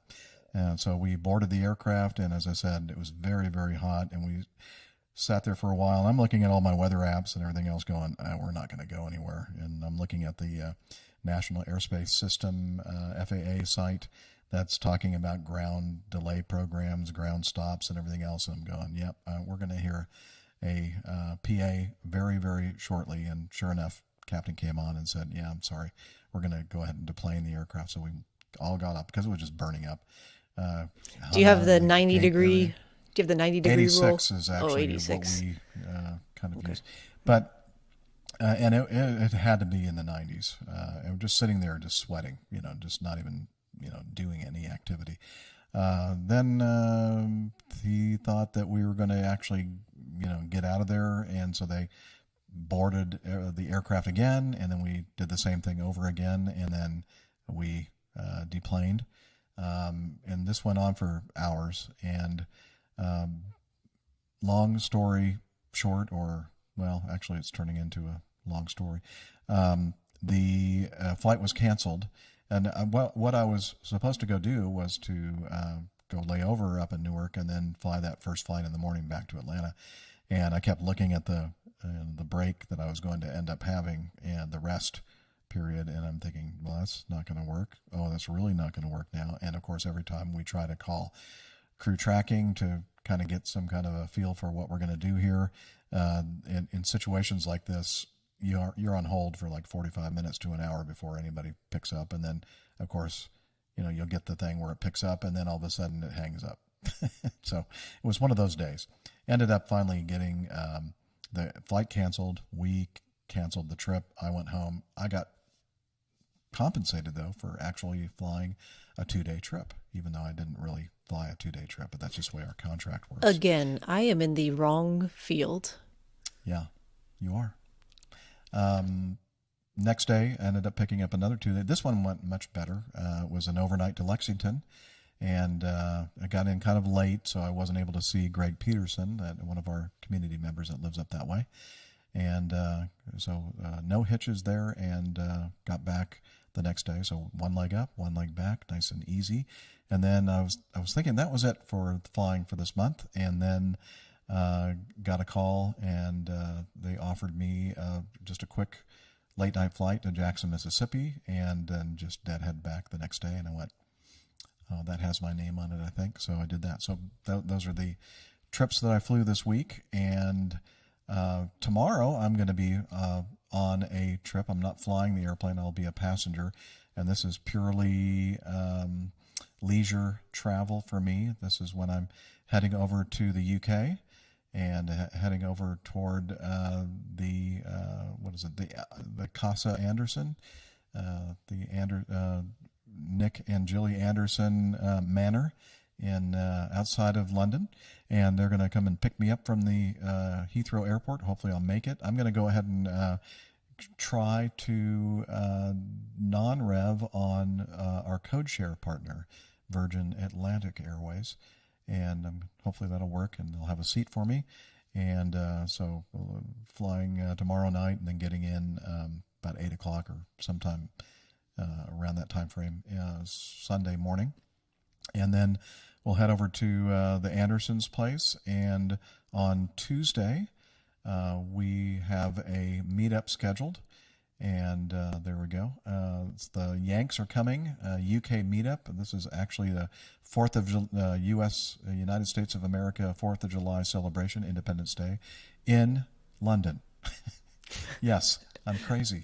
I think in London they call it Traders Day. Traders Day, I think, yeah. So we're going to be at the RAF Museum at Hendon in the London area, and then at around 2 o'clock in the afternoon, and then we're going to move over later when they kick us out of there to the Beaufort Pub, which is just a short walk away, a 2-minute walk from the museum, and we're going to continue our meetup festivities. And that's Tuesday, the 4th of July. And Neil Landwarm's going to be there, and I think maybe Sam Dawson is going to try to be there. Magnus, is coming in. He's flying in from, where is he flying in from? Sweden, I think. So, I'm looking forward to meeting a bunch of great APG community members while I'm there. And then that's on Tuesday. And then Wednesday, probably Wednesday or Thursday, Nick and I are going to, so the next couple of shows. Oh, Wednesday I'm going to watch Nick bowl, do some lawn bowling. And then I guess Thursday we're going to try to do a recording. And the next two shows while I'm in the UK are going to be a little bit different than our normal setup. We're going to mostly talk about, it's going to be like a big, giant getting to know us kind of show where we're going to talk about what we've been doing, what we're planning on doing, etc. Just kind of, just Nick and I just shooting the whatever. So we're kind of playing this whole thing by ear, but that's what our plan is, to just try to make it so that I don't have a lot of post-show editing to worry about when I'm over there. And then on Friday, we're going to be driving up to the Silverstone circuit area. Actually, I believe it's outside of, was it Banbury? Banbury. Nigel Demery lives up that way. Tadmorton or something like that. I can't remember the exact place. Upper Tadmarton is where Nigel's estate is, and we're going to be up there Friday, Saturday, and Sunday. The Friday for the practice sessions at the Silverstone circuit, Saturday for the last practice session and the qualifications or qualies, and then on Sunday for the race. And Friday is when we're doing the APG slightly north, the APG Great Slightly North meetup. Again, that's the 7th of July, Friday at 6 p.m. That's tentatively what we're planning. Hopefully we'll get back from the circuit in time for that. And we're planning to have it over at Nigel's place, Upper Tadmarton, OX155 Sierra November. The backup plan, if there's wet weather, we're probably going to head up the street to the Lampert Arms, and so hit us up for information about the location of both of those things. We'll post all that on social media. And then I think Nigel's finally coming back. He's in the Canadian Rockies right now on a motorcycle ride, and he'll be coming back, I believe, on Sunday. So we'll get a chance to kind of hang out with Nigel for at least a couple of days before we head back down to Liss, where the Andersons live. And then planning on leaving the London area on that next Friday. So a couple of weeks there, and I'm looking forward to it. Now, sadly, I'll miss Matt because he's going to be over stateside, but we'll get to him in a minute. Let's see. I think there was one or two more things I should talk about. Sim Venture. We have Oshkosh Air Venture coming up the end of July. And before that, on the 13th through the 16th, there's an outfit, pilotedge.net. They put on this, have done for a few years now, Sim Venture 2023. And what is that, you ask? Well, here, let me just give you a little announcement from them. Flying to Oshkosh this year, or know someone who is? The famous Fisk arrival and AirVenture can be very complex, busy, and fast-paced. Whether you're a rookie or a veteran, everyone can benefit from some training and proficiency prior to following the railroad tracks and rocking their wings. Luckily, you can prepare ahead of time using your home flight simulator. X-Plane 11 Microsoft Flight Sim 2020 Prepared or FSX is your gateway to participate in SimVenture. SimVenture is put on by Pilot Edge and has the actual Oshkosh air traffic controllers volunteering for your benefit to help you prepare for AirVenture. It all happens July 13th through 16th. Visit pilotedge.net/SimVenture to learn more. All right, so if you are heading up to Oshkosh and flying in especially, you might want to take part of the SimVenture. And by the time you actually really fly into Oshkosh, you'll already feel like you've done it. So there you go. So, Steph. Yes. So what have you been up to? Have you been doing a lot of work? A lot of work, like actual work, like day job work. It's been quite busy. I think I finally caught up on the backlog from when I was under the weather a few weeks ago and canceled a day, and then had a funeral to attend, and all kinds of stuff happened all in the same week, and it made life very busy for the past couple of weeks. But today was, even though the day was longer than I anticipated, much more closer back to the usual workflow and volume, so that was good. I think looking at next week ahead, it's back to kind of normal volume, so I'll be grateful for that. I did have the weekend off last weekend, and the weather was not terrible, and I decided to spend most of it outside on my dock, and I got a little sun because it's quite warm. You can tell I was wearing my sunglasses, like my big sunglasses, the whole time. I should do something to even that out, I suppose. But yeah, that's a good thing. Heck, it's summer. No one cares. And this upcoming weekend, I will be flying. It's my weekend to fly. So Saturday, Sunday, all day, hopefully. Not huge volume of tandems booked. I think having to do mostly with it being a holiday weekend and people being out of town doing other things and not booking tandem skydives. But hopefully we'll have a lot of fun jumpers, and the weather should be hot but nice. My little brother is coming to visit. He'll be here on Sunday. I say little, he's 34. So my youngest adult brother. He's big. he's tall. He's like 6'3". He'll always be my little brother. It's okay. But I probably weigh more than he does. I almost weigh more than he does. Oh my! No, just kidding. He weighs a little bit more. He weighs more than me. Yeah, but not by a lot. We'll double check and verify that when he gets here. But anyway, shout out to him because we have another licensed skydiver in the family as of yesterday. He completed his A license, so yay! Hopefully he's not too wrecked on Sunday when he gets here after a red-eye flight, and can maybe actually make his very first licensed fun jump, jump out of the airplane I'm flying, or maybe I'll find someone to fly the plane and I can actually jump with him. That would be a lot of fun. That'd be even better. Yeah. But part of the reason he's going to be out here is because on Tuesday, 4th of July, we're going to run the Peachtree Road Race in Atlanta, where Jeff will not be. So won't see you. Maybe we'll see Dispatcher Mike, though, because I do believe that he is going to be running along with one of his sons. So that should be good. The weather's looking toasty and humid, so typical. And what else? Then that's basically just going to be a long day trip. Fly down the night before, leave the morning after. I think I'm back on that super early flight, so I can just go straight to work on Wednesday morning. That's going to be not great, but it is what it is. Well, I debated. I could go back Tuesday night, but that's also, you kind of just want to spend the day with friends that are there running and enjoy the time and not have to leave for the airport at like 4:30 or even 6:30. It's 4th of July. There's things happening, fireworks and festivities and whatnot. So that's right. Yeah. But yeah, should be a fun week coming up. I'm looking forward to it. Hasn't been a whole lot else going on since we recorded last week. Like I said, just a lot of catch up on work. So thankful that hopefully most of that's behind me. So excellent. Camacho.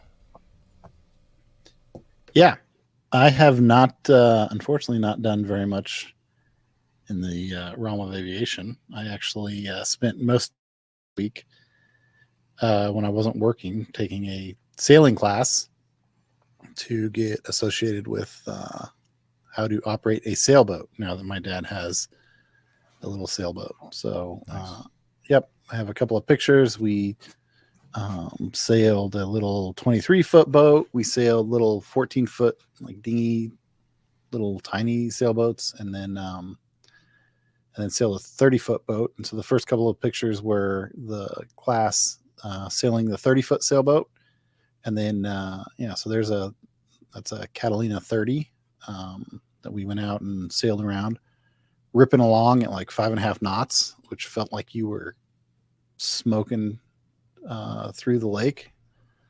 And then last night was the first night that my dad and I took his little boat out, which is a little 22-foot sailboat, and we just took it out for a few minutes and successfully got it out into the middle of the lake and then got it back into its parking spot without breaking anything. So yay, that was pretty exciting. That looks awesome. I mean, that looks super fun. Yeah, it was a lot of fun. It's not amazing, but it was surprising to me the amount of times people said, oh, sailing, it's just like flying. Sails are just wings. I was like, like the very basic concept of like the wind acting around a sail similarly to a wing, I almost get that point. But man, there's so much vocabulary and you got the you use knots. That's about the only similarity, right? Yeah, exactly. And tacking and, and I don't know. You You just have to learn a few of the words so that you sound like you know what you're talking about. You'll be fine. Yeah, I was just curious, like how many people, because nearly every person that knows me, knows that I'm an airplane person, and nearly every person that heard that I was sailing made that comment to me, and it just made me curious, like how many sailors, when they go to fly an airplane, how many people are like, oh, you'll be totally fine flying an airplane. It's just like sailing a boat. So, but yeah, that's a big thing for me. With the holiday coming up this next week, I'm hoping to get back in the groove of things out at the hangar and get a few little projects finished up and get back to aviating a little more regularly here. All right. Tim Van Ram says, way to go, Nick. Come up to Northern California and I'll take you out on the bay. So one thing I did, my dad got this boat back in like November, right? And so it was cold and miserable until like April. And then we put the boat in the water at the end of April. And then it took me this long to take a class and figure out what I was doing. But one thing I did was watch a ton of YouTube videos about sailing. And one of the places that did a bunch of really good sailing tutorial type of videos was in the San Francisco Bay. And so I have some friends up there, and I had thought about that. It would be fun to go up there and go sailing someday. Yeah, Laura has a good tip for you. She said, I think you just need to walk around saying, shiver me timbers. We don't. The boat next to us does have a big pirate Jolly Roger flying on it. We have not. He had like an eye patch and yeah. Captain Sparrow. My dad actually has a generally sour demeanor, or like a sour appearance, even when he's like having a good time. So I actually consider this photograph of victory, because he doesn't look like he's angry. Doesn't necessarily look like he's having fun. He looks angry. Doesn't necessarily look like he's having fun, but doesn't look like he's miserable. Just resting angry face. What have I let myself in for? Yeah. No, it was a lot of fun. We had a good time. And Neil also says, sailing an airplane is just like flying a boat. He's not wrong. Right. Anyone who's ever tried to, docking a seaplane is, I don't know. I found that challenging. Probably the closest to found that challenging. Yes. A good challenge. Yeah. All right. So, you know what I forgot to mention before we move to Matt is that in the latter part of July, like the 23rd, I'm going to be attending a meetup at the 57th Fighter Group at the Peachtree DeKalb Airport. And, oh, wait a minute. That has something to do with Matt. Tell us about that, Matt, and your trip over here to the U.S. Yeah, thanks very much. Well, as we've mentioned, I'm coming over with the family for a trip to the States, road trip. So next Friday, flying into Dallas, and then we're road tripping across the South. So all the way across Louisiana and going to New Orleans, and then coming up and ending in Atlanta. And while we're in Atlanta, we're going to run a meetup. So it'd be great to have as many people that are in the area to come along, join in. You can fly in if you so wish. And as Jeff said, on his recommendation for a venue, it's going to be at the 57th Fighter Group restaurant at Sunday, the 23rd of July, 6 p.m. Eastern time. So it'd be excellent to have as many people as come along. It's not A320 related. It's just aviation enthusiast meetup. So it would be great to see as many of you there as possible. So like I say, if anyone's in the area or able to travel, it would be fantastic. Armando's going to try and come, for those of you who know Armando. And Jeff, you're going to be there. So it should be good. Yeah. So it should be good fun. Yeah, so make sure that you join us at KPDK and inside the perimeter, north of the downtown area. And we've had a couple of just very casual meetups there over the years, and it's a great place to just, if it's not too hot, kind of hang out on the patio area with a nice ice cold beer or other beverage. And then if it gets too hot, there is a air conditioned inside area as well. So it's right there on the airport, and it's nice. Yes. I was just checking my calendar, and I'm not flying that weekend. 6 p.m. is a little tricky on a Sunday with work on Monday, but I don't know. We'll see what happens. Cool. That'd be cool. Yeah.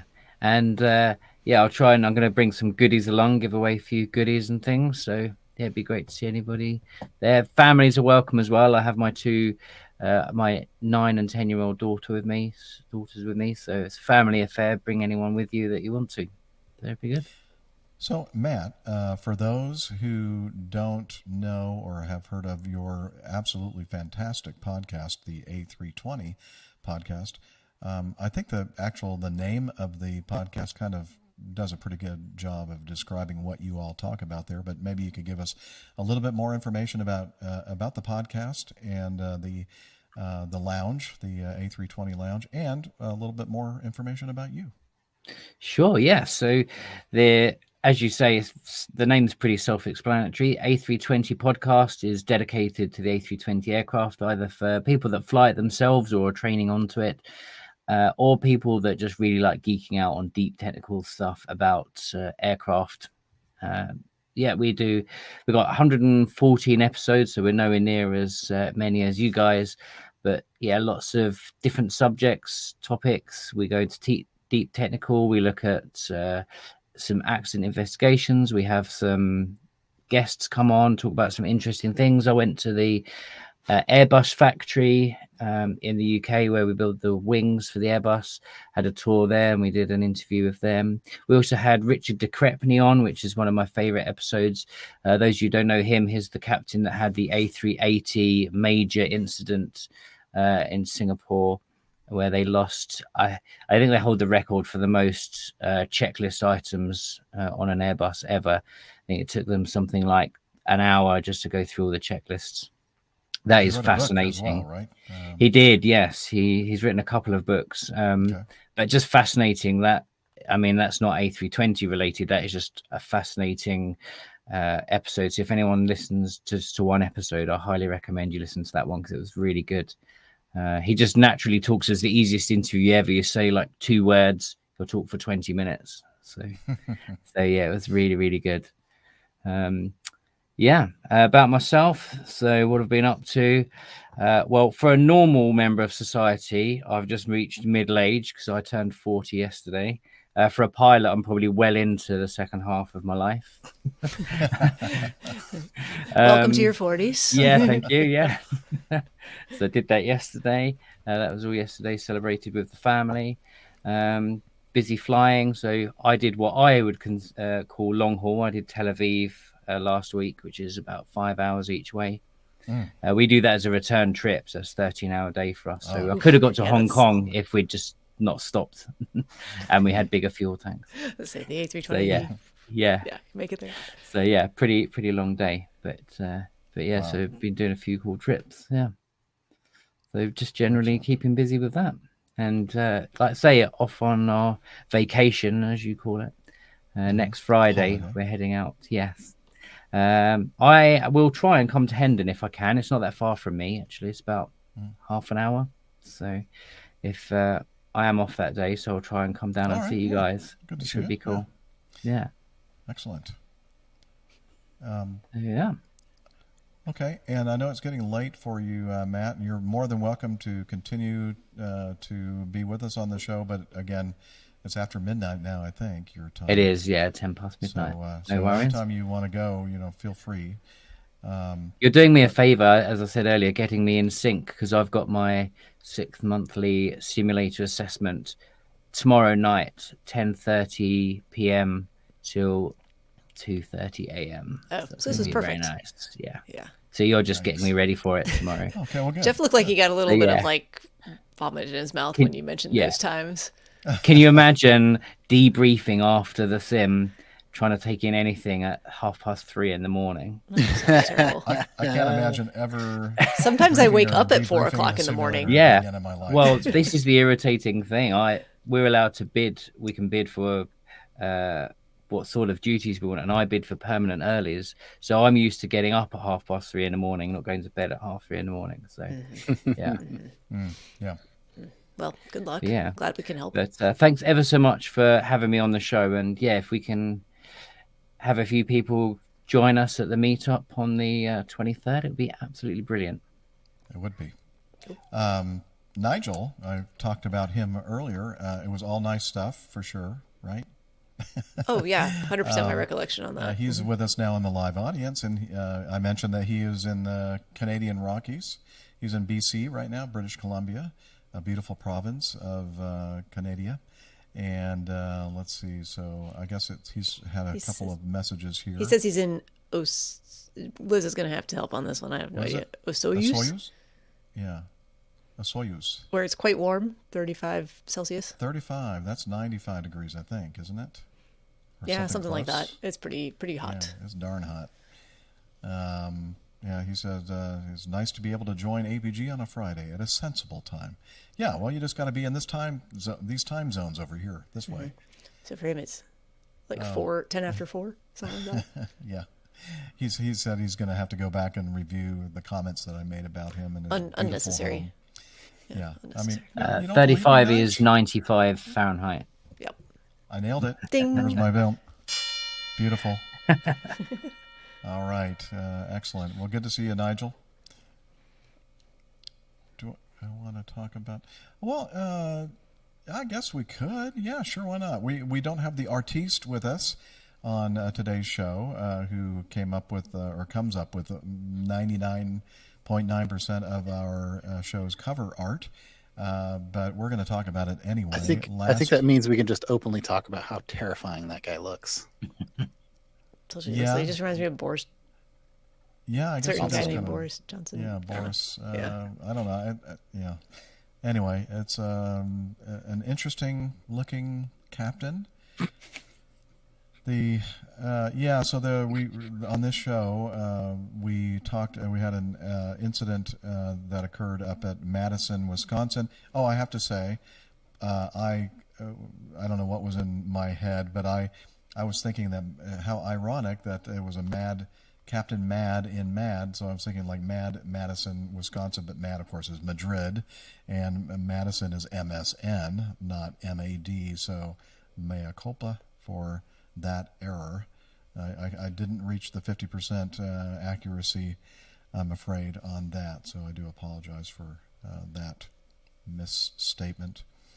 The flight attendant from Argentina mentioned something in her phone call. So tell the little captain that something about having bombs or something on board. So anyway, so that's where we got the little. So it just turned into Little Captain Mad.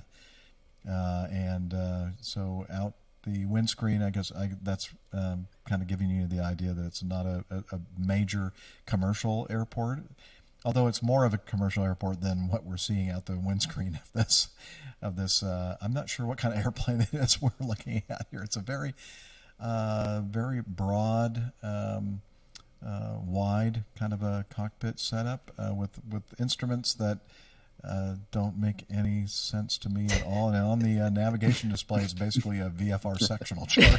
Right. I mean, it almost looks like an iPad with 4 flight up. Exactly. It's it's kind of interesting. It's definitely artificial intelligence, and intelligence is in quotes, kind of art, creative art. But anyway, pretty interesting. The 2 glass screens are Airbus. Are they? I can tell you that, yeah. Okay. And are there like where the engine instruments are? Is that an Airbus Yeah. setup? Okay. Yeah. And then to the left of the sectional chart as well. Okay. Primary. Some of the display. stuff on the right just kind of looks like weird old school audiovisual equipment. Yeah. Like they use like some tape An old decks and TV. things. Yeah. Cathode like an ray IBM screen. supercomputer somewhere. He's taking it from your background. Yes. That's my TV and VCR. Do we find where the show number? I didn't look at it either, so I guess we'll skip that part. That's an interesting right. KLM like Cherokee in the background, or yeah. Yeah, and that had something to do with the Tim Van Ram sent us those links to the KLM commercials. Oh, that's right. That's right. With the swans. Swan taking off and landing. So I'm sure that's a reference to that.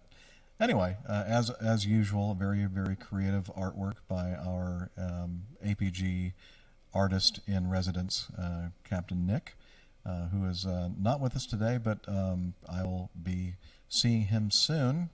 He's resting up for the trauma that he's about to endure.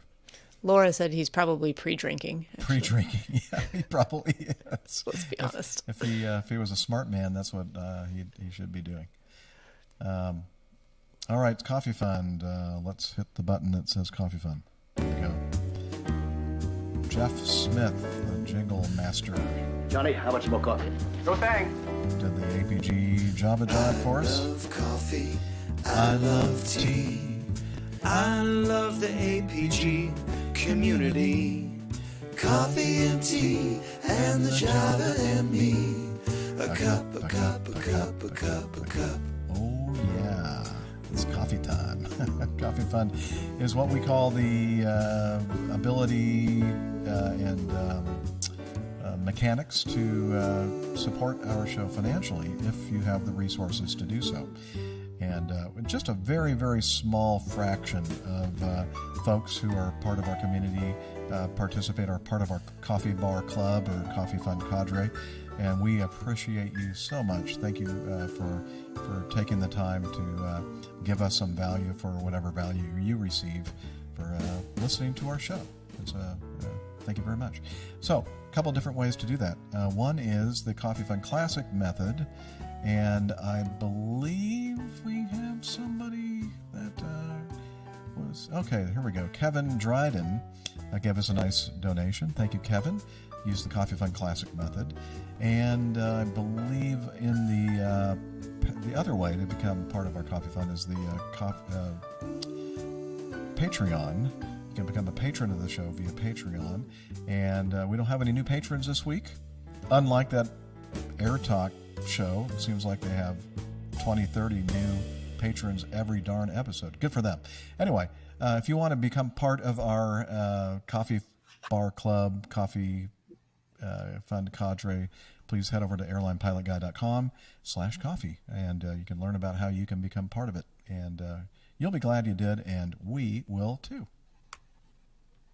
All right. Do we want to take any breaks before we continue on with the feedback? I just did. Did you? Mm-hmm. Did you do it like right where you I think the question is, do you want to take a break? Do you want to take a break, Jeff? I'm thinking maybe. Yeah, go for it. Okay. Go for it. And you guys can kind of chat amongst yourselves. I'll do that. I'm going to open another beer because it's Friday night, and why not? And it's early-ish, but... Are we getting into shimmy damper territory? Not even close. Oh, no. but thanks for asking. I'll let you know if it's getting close. We can search for it online. So. We'll cue something up, Steph, just in case. Perfect. So, man, it is. It's not 35 Celsius here, but it is still toasty. Man, I couldn't believe when you sent that picture of the 90-degree water. Yeah. I mean, how hot is the water in August? 90. It's just kind of always 90 this time of year. No, it's perfect. It feels quite good. Tepid. So that's really just like the first 3 inches. Uh-huh. You get down a little bit below that, and it's more like 85. Okay. Very nice. It still seems hot. Yeah. We've got the nuclear power plant on the lake, and then there's another one on the lake that feeds. Hot. Not only is the temperature hot, but the water is a different kind of hot as well. Yeah, and then there's another one about how many miles to the north, up closer to where Armando is, also on the same river system that feeds into the lake. And then there's the hydroelectric plant just to the south of where I live. So, and it's generally quite shallow, so it gets pretty warm. Have you been talking to Armando about putting floats on his airplane? Nope. But you should be awesome. pushing that. That is an awesome airplane to put floats on. It is. And then it would make, theoretically, it might make travel between our two locations simpler, but you have to basically go straight through Charlotte's Bravo to get from his place to my place. So you're not going straight through, you're going around.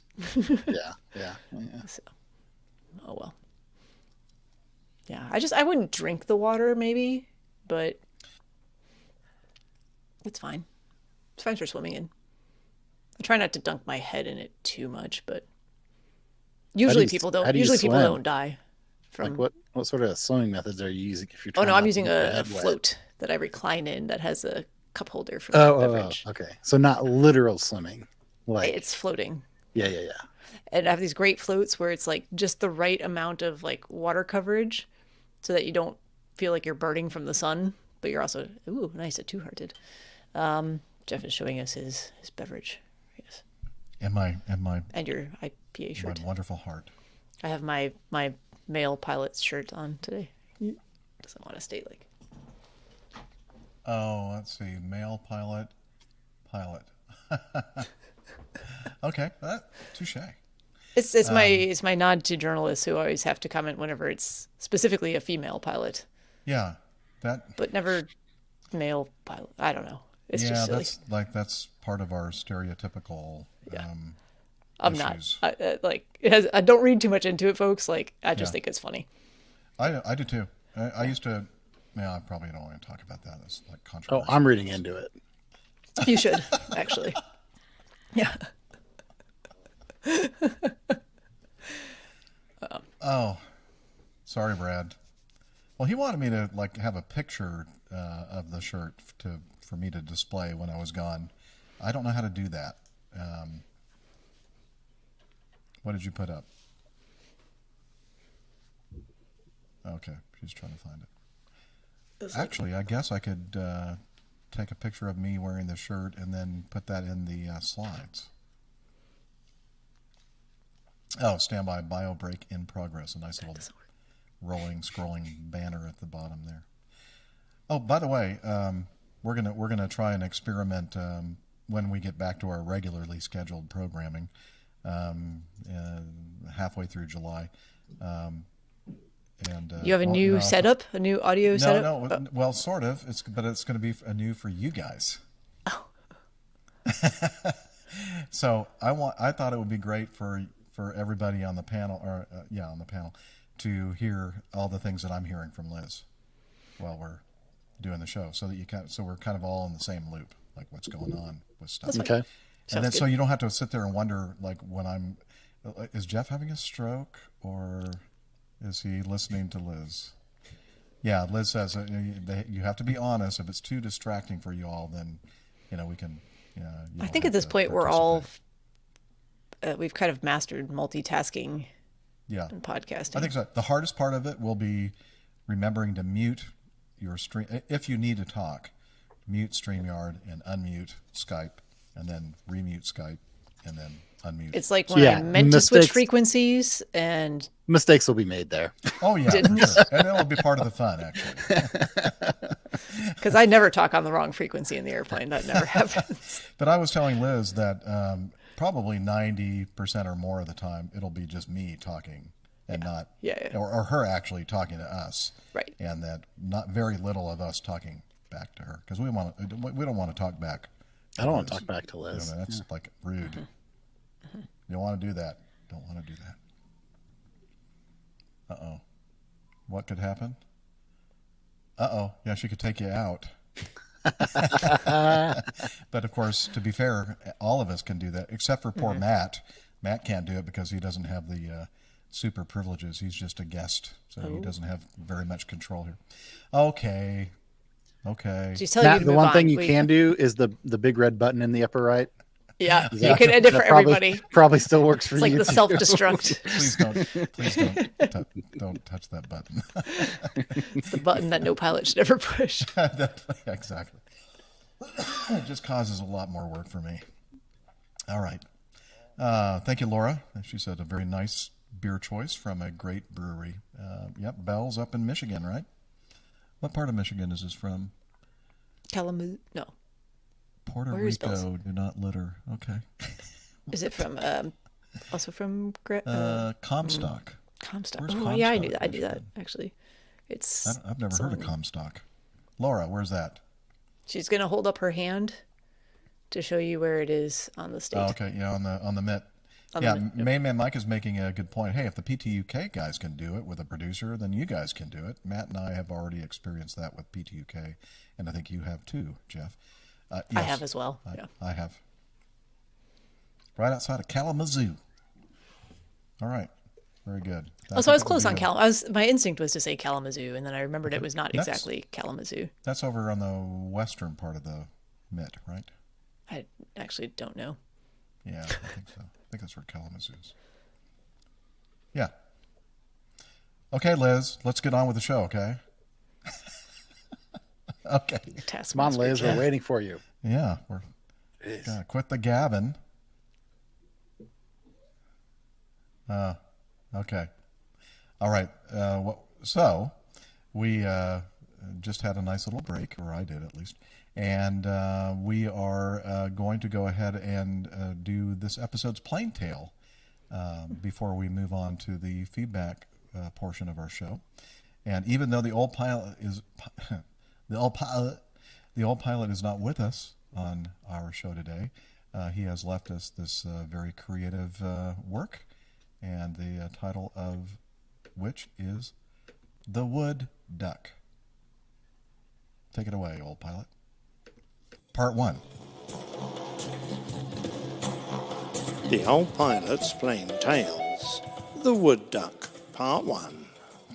During my time in Australia, flying the FA-18 Hornet with 77 Squadron, I met many fine and capable pilots, most of whom were old hands, but after a little while we began to acquire young pilots who were coming straight through the training system. They were keen and eager, and it was a delight to have such enthusiastic officers on the squadron. One that sticks out in my mind was a fine young man who has moved on very well in the Australian Air Force. He's now a group captain and is currently working as the air attaché at the Australian Embassy in London.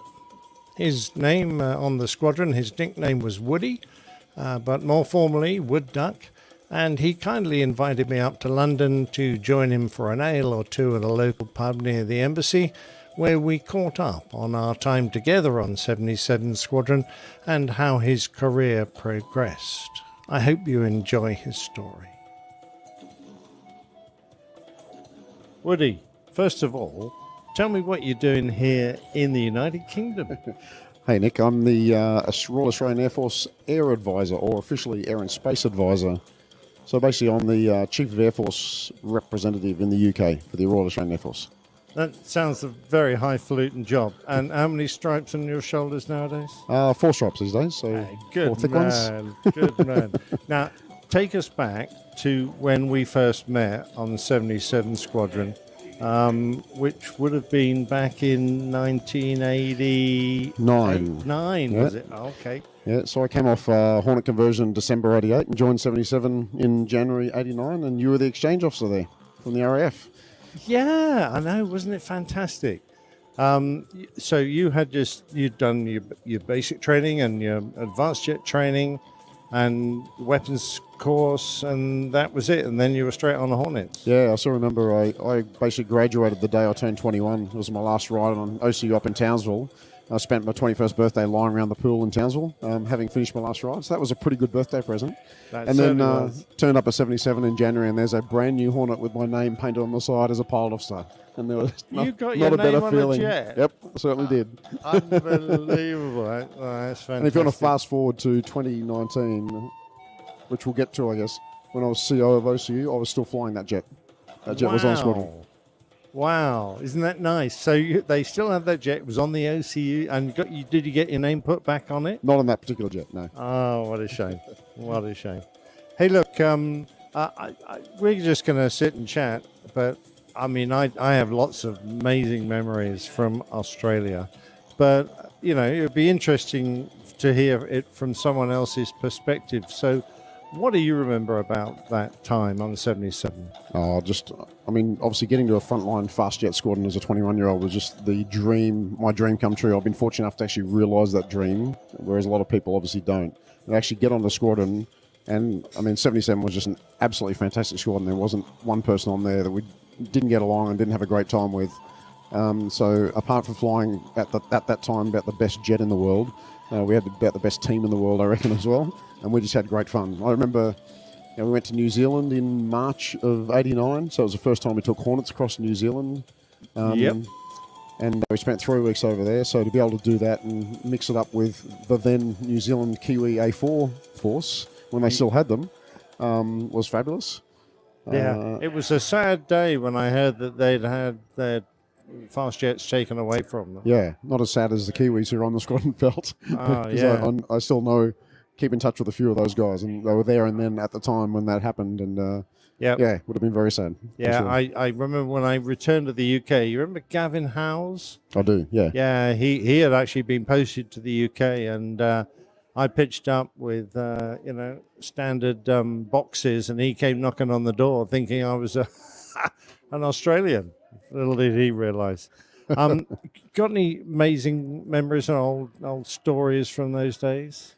I've got one. I seem to remember one of our last flights over in New Zealand before we came home was a fly past of Ohaka Air Base. And there was a FCI who subsequently became a 2-star, and there was an RF exchange officer who went by the name of Nick, I think. And there was a bit of a pass over the flight line there, probably a little bit lower than authorised. And I still remember standing next to the squadron CO as he stormed off the flight line with a very stern look on his face going, "Ooh, this isn't going to end well." I seem to remember you rode the C-130 home after that, didn't you? Yeah, I did. I didn't get a ride in a jet, that's for sure. Anyway, let's move on. Yeah. We were together up in Darwin. Weren't we flying together there? Yeah, so exercise Kangaroo 89 is the next kind of major memory from 77 when you and I were paired up. You were my lead. I was a junior wingman. And we did it was about the 6 p.m. to 6 a.m. shift from memory, I think. I seem to remember. For about 10 days straight. It was horrible. I don't know what we'd done wrong to be put on that shift. It was about 10 days straight. We only got airborne about 4 or 5 times, I think, because there was no trade at night whatsoever. No, everyone was in the bar. Yep. And I remember a couple of times we'd actually get put onto alert at the end of the runway at about 5 a.m. to sit there for an hour to then hand over at 6 a.m. as they got airborne to intercept the incoming raid. Absolutely. The fabled Royal Australian Air Force love of the dawn raid. They always anticipated a dawn raid. So we'd be there. I'm trying to remember what they called it because we actually had to have an engine running. That's right. On the end of the runway, and we're sitting there. And do you remember we used to plug some kind of communications? Intercom leading. Yeah, that's right. Yeah. And I seem to recall, because as we were sitting there with our chins nodding down onto our life vests, anything you did or said in the cockpit used to be transmitted to all the Hornets on the line. Yeah, that's right. I think we're on like the Air Defence Network, something. It was an open mic chat. So what was the favourite trick to wake everybody up? I did it a couple of times, was to press the emergency test button. The fire test button. The engine fire test. Yep. So Bitching Betty would suddenly go off saying, "Engine fire left, engine fire left." And of course, that was transmitted to everybody. Yep. And before they realised what was going on, I remember these heads snapping around, everyone looking at seeing what was going on. I had forgotten that one. You're right. But there were a couple of good things. I remember making the sunrise a couple of times when we did get airborne. Oh, wasn't that fun? That was pretty spectacular. Yeah, absolutely. But one of the scariest ones I'd done to date at that time as well was we got sent off to intercept what turned out to be a P3 at low level over the ocean at night, lights out. And we're down at, I think it was around 500 feet. Sitting on the wing of this P3. What was I doing? Something sensible, I hope. Yeah, I think you're sitting down the back at a higher altitude just watching. Yeah, that's right. Make sure I got it right. Watching the world on the radar, thinking, don't want to go down there. I've done that too many times. Yeah. Did you actually manage to identify? I did, yeah, no, did ID, yep. Excellent. Left them with a burner plume to say goodbye as we went back to the mess for breakfast while they stayed out there for another number of hours. Now, breakfast in the mess, that reminds me, because we'd worked all night, and everyone else had been in the bar. When we had breakfast, we used to indulge ourselves a little, I think. We did. Because it was 24/7 ops, you could have whatever you want for breakfast. So we actually, because it was our dinner, we had dinner at 6 a.m. or 7 a.m. or something, and we'd have wine with dinner. Yeah. Everyone else is having their cereal.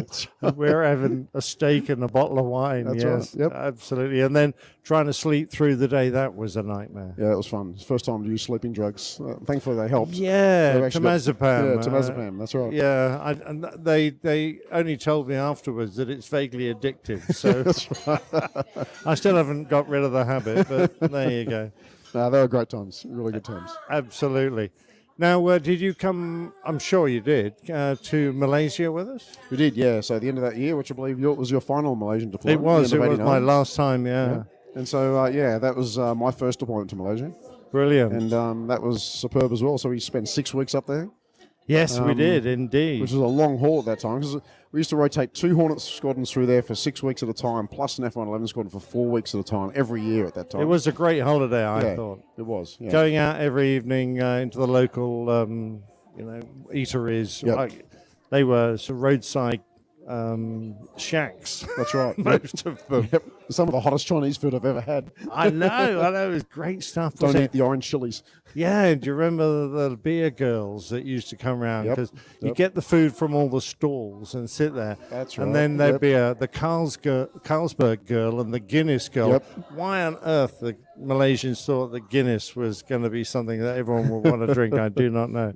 But they were the prettiest young ladies, weren't Yep, they? they were. Yeah, absolutely. Yeah, Good time all around. Wonderful. And the beer was so cold, and they kept it coming. So that's right. Yeah, There's no brilliant. shortage. It was fabulous time. Chili crabs and ray flaps, which we gave a different name, and it was extremely good food. No, Yeah, it I was. loved it.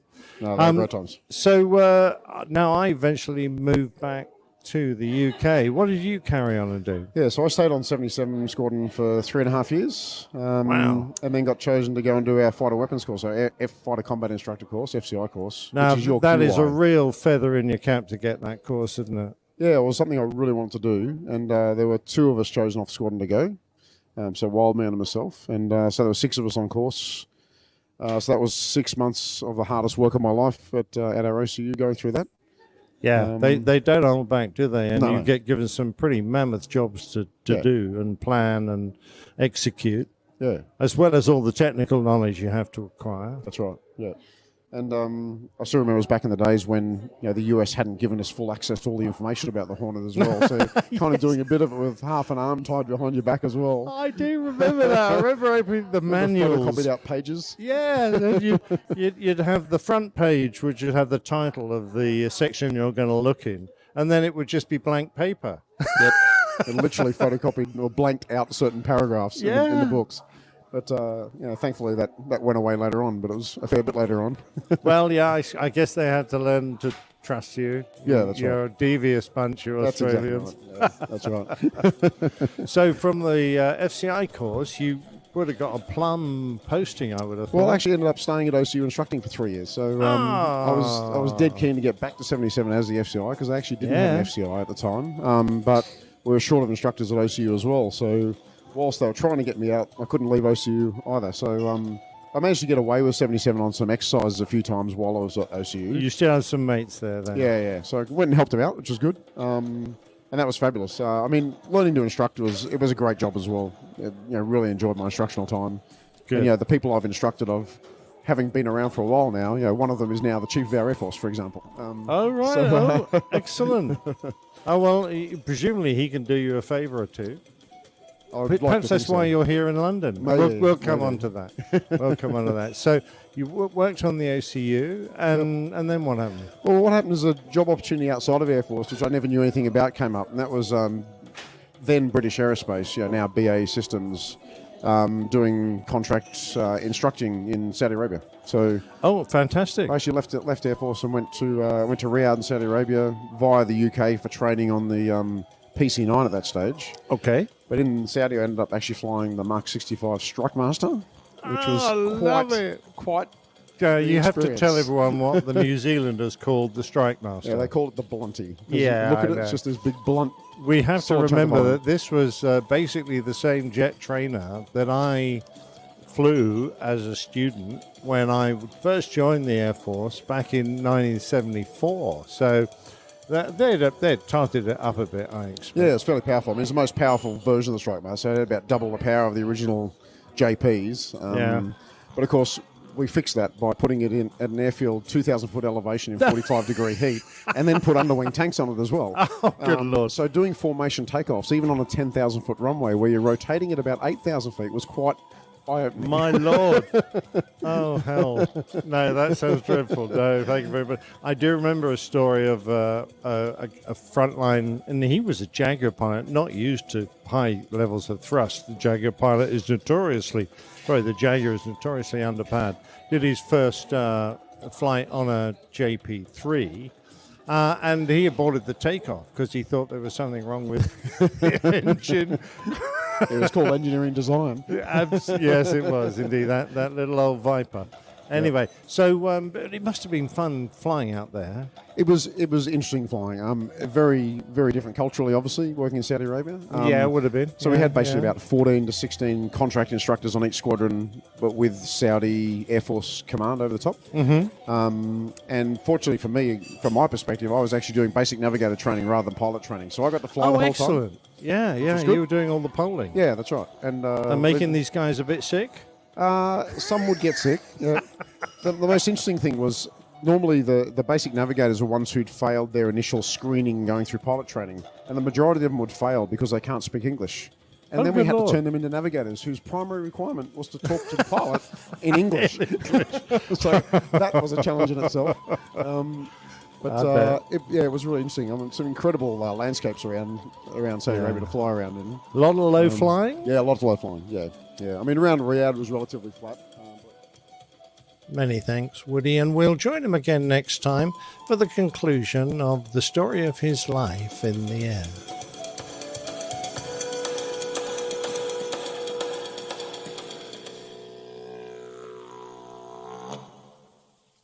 Big mosquitoes, apparently. So our mosquitoes have been terrible this year here, a total aside from the wonderful plain tail that Captain Nick put together for us. But the bug spray that I found that works the best is this like Australian gold stuff that I buy. I think it may actually come from Australia, and I trust it because their bugs are terrifying. Yeah, they have a lot of terrifying It works well. things over there. I've never been, but it feels like everything is just trying to kill you all the time. It is, yeah. I haven't been either, but yeah. It's on my list. Short list of places to go sooner rather than later. Hopefully. It's always so interesting to hear stories from Nick's past, especially the fast jet times of his career. And anyway, look forward to hearing part 2 of, probably about 3 weeks from now or so. Yeah, all right. Indeed. That brings us to the feedback portion of our show. And that means real quick, before we get to feedback, how are you doing, Matt? Yeah, I'm going to head off if that's all right. It's nearly 1 a.m. Yeah. here. Oh, yeah. You wimp. Come on. It's late. It's going to be late for him tomorrow night, but you still got to get some good sleep before that. You need some beauty rest, please. At a certain level. Yes. Yeah, exactly. Yeah. So We've done a good job much. pushing that clock for you, but yeah, good to see you. Thank you so much for having me on. It's been fantastic. Well, Matt, I really enjoyed it. I'm glad you were able to join us and kind of promote your meetup in Atlanta, and I'm really looking forward to seeing you when you're this way. So excellent, lovely. Enjoy your travels. Perfect. And maybe Thank I'll you see very much, you and in you. London too. Yeah, I'll try. Thanks for joining us. Okay. Thanks, everyone. Cheers, Nick. Cheers. Bye. Cheers. Bye bye. I thought he'd never leave. No, I'm just kidding. We were messaging a little bit about the meetup, and he's like, it's like 1 o'clock in the morning. I was like, I got you. So, did you? No, wonderful you to on have a separate him. messaging feed or something? Yeah, super secret. Don't tell Jeff, but he's got like something in it, like pepper between his teeth. I was going to tell you, but I just let it go. But no, it'd be more fun not to tell me. Okay. Feedback bumper. Okay, yes, ma'am. Here we go. So you guys, I can't wait for you to hear all this. I know. I've had Liz in my ear before. That's true. Yes, you have. Captain, incoming message. Sri Vijaya. All right, let's let's start with this item in the feedback. I'm vamping to find it. Here we go. It's from Kevin Flick. I guess that's his nickname. He sent, or his surname. Oh, could be, yeah, Kevin Flick. He sent this to us in, what was this all about again, Liz?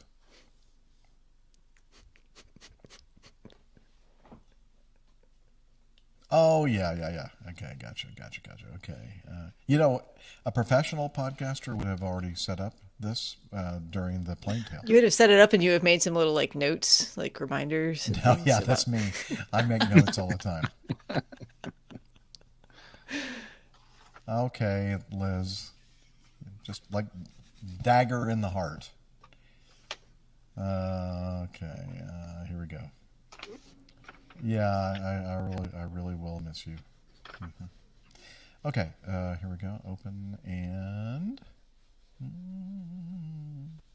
here it is. Okay, so he sent this link, I guess, to a video, and we're going to go ahead and let the audio go. I was thinking about just reading this and doing my own version of it, but let's listen to it in its full glory, video and audio, and it must be something like a comedy program or something like that. Yeah, here we go. It's a PA being made in flight from the captain.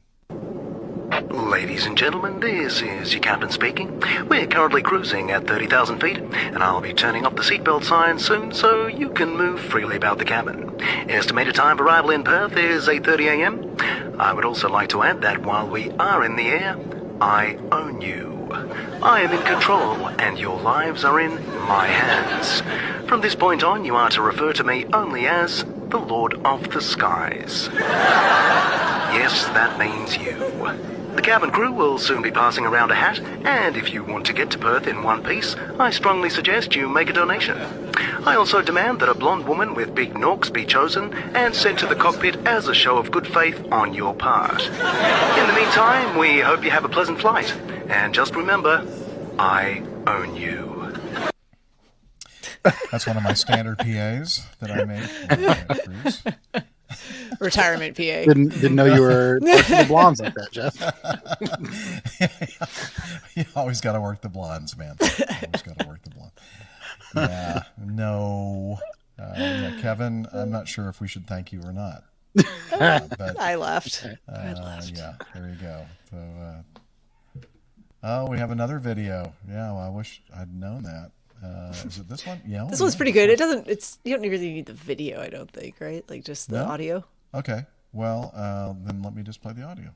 And here we go. This is from Brett, and I think just play it without much introduction. Okay. This is feedback from Brett. From Bass Aviation. Our friends over there, Real Aviation Communications. Real. Okay, there's some words. Am I supposed to be reading this? Okay. Air Flight 7245, contact departure, stay put. Air Flight 7245, we're going to have to come back. Air Flight 7245, same attention. We'd like to do the visual for 36 again. We have uninvited guests on board. A cat somehow walked on our plane. So, do you want center to vector you around and point you out the airfield, or do you just want to make right traffic? I can go right traffic. Air Flight 7245, make right traffic, only 36 left. Right traffic for 6 left, Air Flight 7245. Air Flight 7245, squawk 1200. Squawk 25, Air Flight 7245. Air Flight 7245, traffic departure roll, no factor, runway 36 left, clear to land, wind 060 at 7. 36 left, clear to land, Air Flight 7245. Air Flight 7245, if able, turn left on runway 32, taxi parking be out. Air Flight 7245, I'm sorry, I didn't want to ask you while you were making your maneuvers, but I didn't catch the reason for the turnaround. It wasn't anything like safety of flight, was it? A cat, like a feline? Wow. I've 10 years of experience, I've never had anything like that happen. Let me know if you need any assistance or if you need the airport police to come get it or something.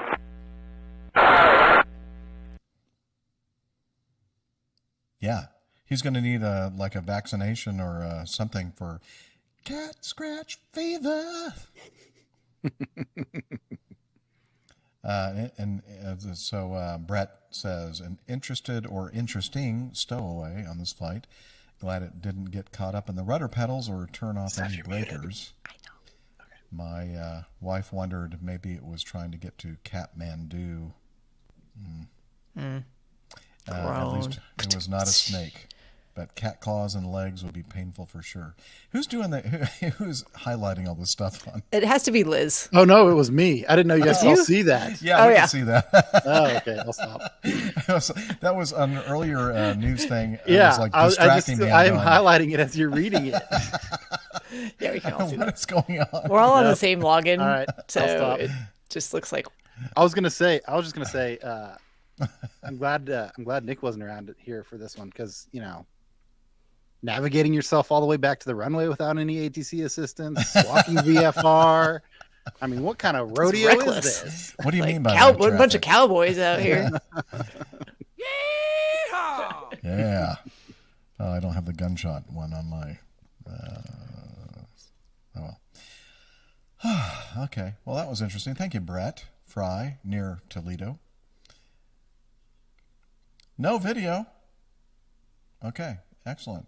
This is from Jim Fulton. And no, you'll remember that somebody sent in some feedback a while ago. Sam Bolag, that's right, from Los Angeles. And something about the numbers on the airplane for the ETOPS, the 777 and United Airlines. And so he says... Yeah, so I think we pretty much got into the weeds on this whole thing. But we're going to continue because that's what we do. Further into the weeds. Yes. Get my weed whacker out. We're just going to get so far down into the weeds, we're going to go like under the earth.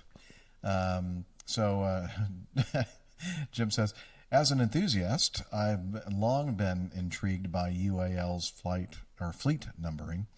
I thought it was simply configuration, but the Boeing 777s seem to mess things up.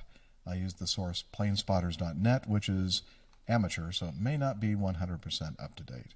And then he goes on, and trust me, I'm not going to read all this stuff because it's going to be in the show notes, so you can read all about the A320 fleet, the 737. Yeah, you can go and get into your own weeds after the show. 737s, 757s, 767s, all the different codes, and try to figure out what all these things mean that are painted on the aircraft. Although I don't know, do we ever get down to I guess the 777 is one of those fleets at United that is kind of rogue, so not quite. Yeah, we never did figure it out. I do like his assessment, though. I think the 777 fleet allocations were given to someone who can barely use crayons. Yeah, good point, Jim. Good point. All right, and he said, let's see, stay blue side up, Jeff, Nick, C, and Steph, Captain Nick, and may your bowls always be down the middle. Whatever that means. Oh, yeah, Jim might be at the meetup in the UK. I hope that he is, and I can meet you in person, Jim. Yeah, we'll definitely get into the weeds. Yeah. Maybe the bowls, too? Or not? Maybe the bowls, too? Or the bowls. You wouldn't think that they have weeds on the bowling green, though. If they do, somebody's in trouble. Sloppy. Yeah. Nick would be very, very unimpressed. All right, so Hjonk, Hjonk. Yonk? Yonk? I don't know. Oh, I like that. Yonk. That sounds good. Dear APG crew, I have recently been messing with Mid-Journey AI. That's what Nick has been using for several of the last episode's artwork. And he said, this is one of the results. My definition of the JetBlue Spirit merger. And so lots of wings and fuselages kind of intertwining. And the word spirit blue. Okay, I see that. It's the JetBlue Spirit merger. Thank you for making such a good podcast. And we'll have that in the show notes for you to look at the art. And Steph, come on. I'm trying. I really am. I like it so much better when you say it that way. Yonk. Yonk. Now, is that your real name? And if so, what kind of background is it? What kind of? I just want to say, even if it's not your real name, if it's not something that would be just easily understandable to a native English speaker, maybe include some phonetic spellings for us so we can get it right. Or not. I think you shouldn't probably do that, because then it wouldn't be as funny and entertaining. If it's not intuitive to a native English hear speaker, us, I should say. try to figure out exactly how to pronounce it. I was trying to find his. Well, I don't want to give out his email address, but it's something like yonk yonk yonk. It's like several of that name. Sounds like a burner account to me. Yeah, I don't know. Yeah. Sounds like he's making all this up. I don't know. Maybe I shouldn't have given him my credit card number. Okay. Video. So we got video. Yes, this next one. Okay. Well, I'll play a little bit of it though, Liz, just to kind of give everybody a little tease. So this was some video that was sent in from our good friend Mike, Sonex, Sonex. That's not his last name. That's the airplane that home built that he flies. And where is it? I'm looking for it. I know it's here somewhere. Come on. AirVenture. Here we go. This window's in the way. Okay. And here we go.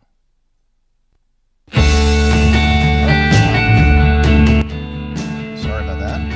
Very high volume. It's his trip to AirVenture last year. Here we are at 6B6, getting ready to take off. Head out to AirVenture Oshkosh.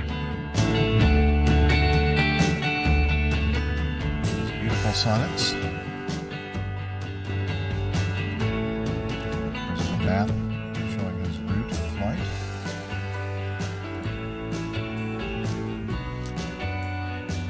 He's got a speedy aircraft there.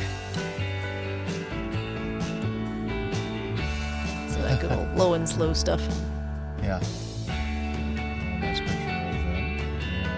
And out the front windscreen, right wing, going through some clouds. And this looks like he's coming in to land at his first stop. Nice landing, man. That thing looks like a glider with except not, because it's got a prop on the front, but just the wide open view and the size of it.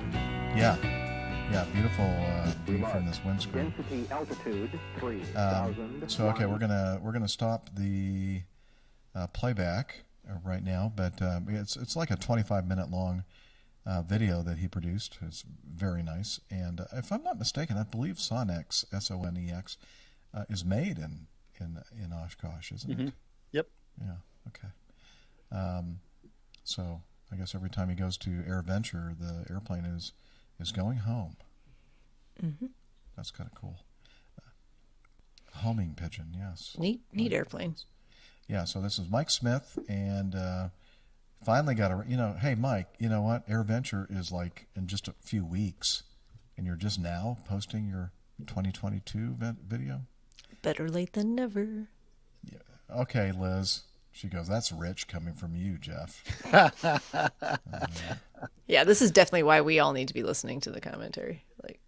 Yeah, you do. Okay. We're going to, what I'm going to do? I think probably the best thing to do would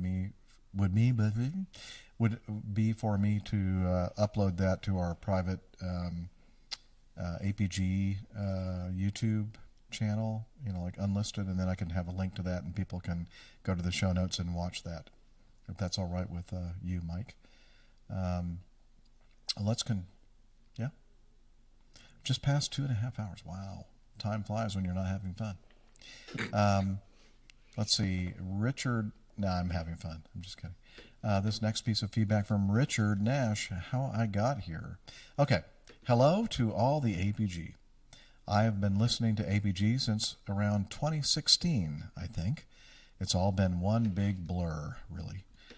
Some feedback on the last show, number 574, by Mike, who is taking private pilot license lessons at the tender age of 35, reminded me of when I took my first lesson at 33 years old and wanted to write in and hopefully give some encouragement to my fellow midlife career changers.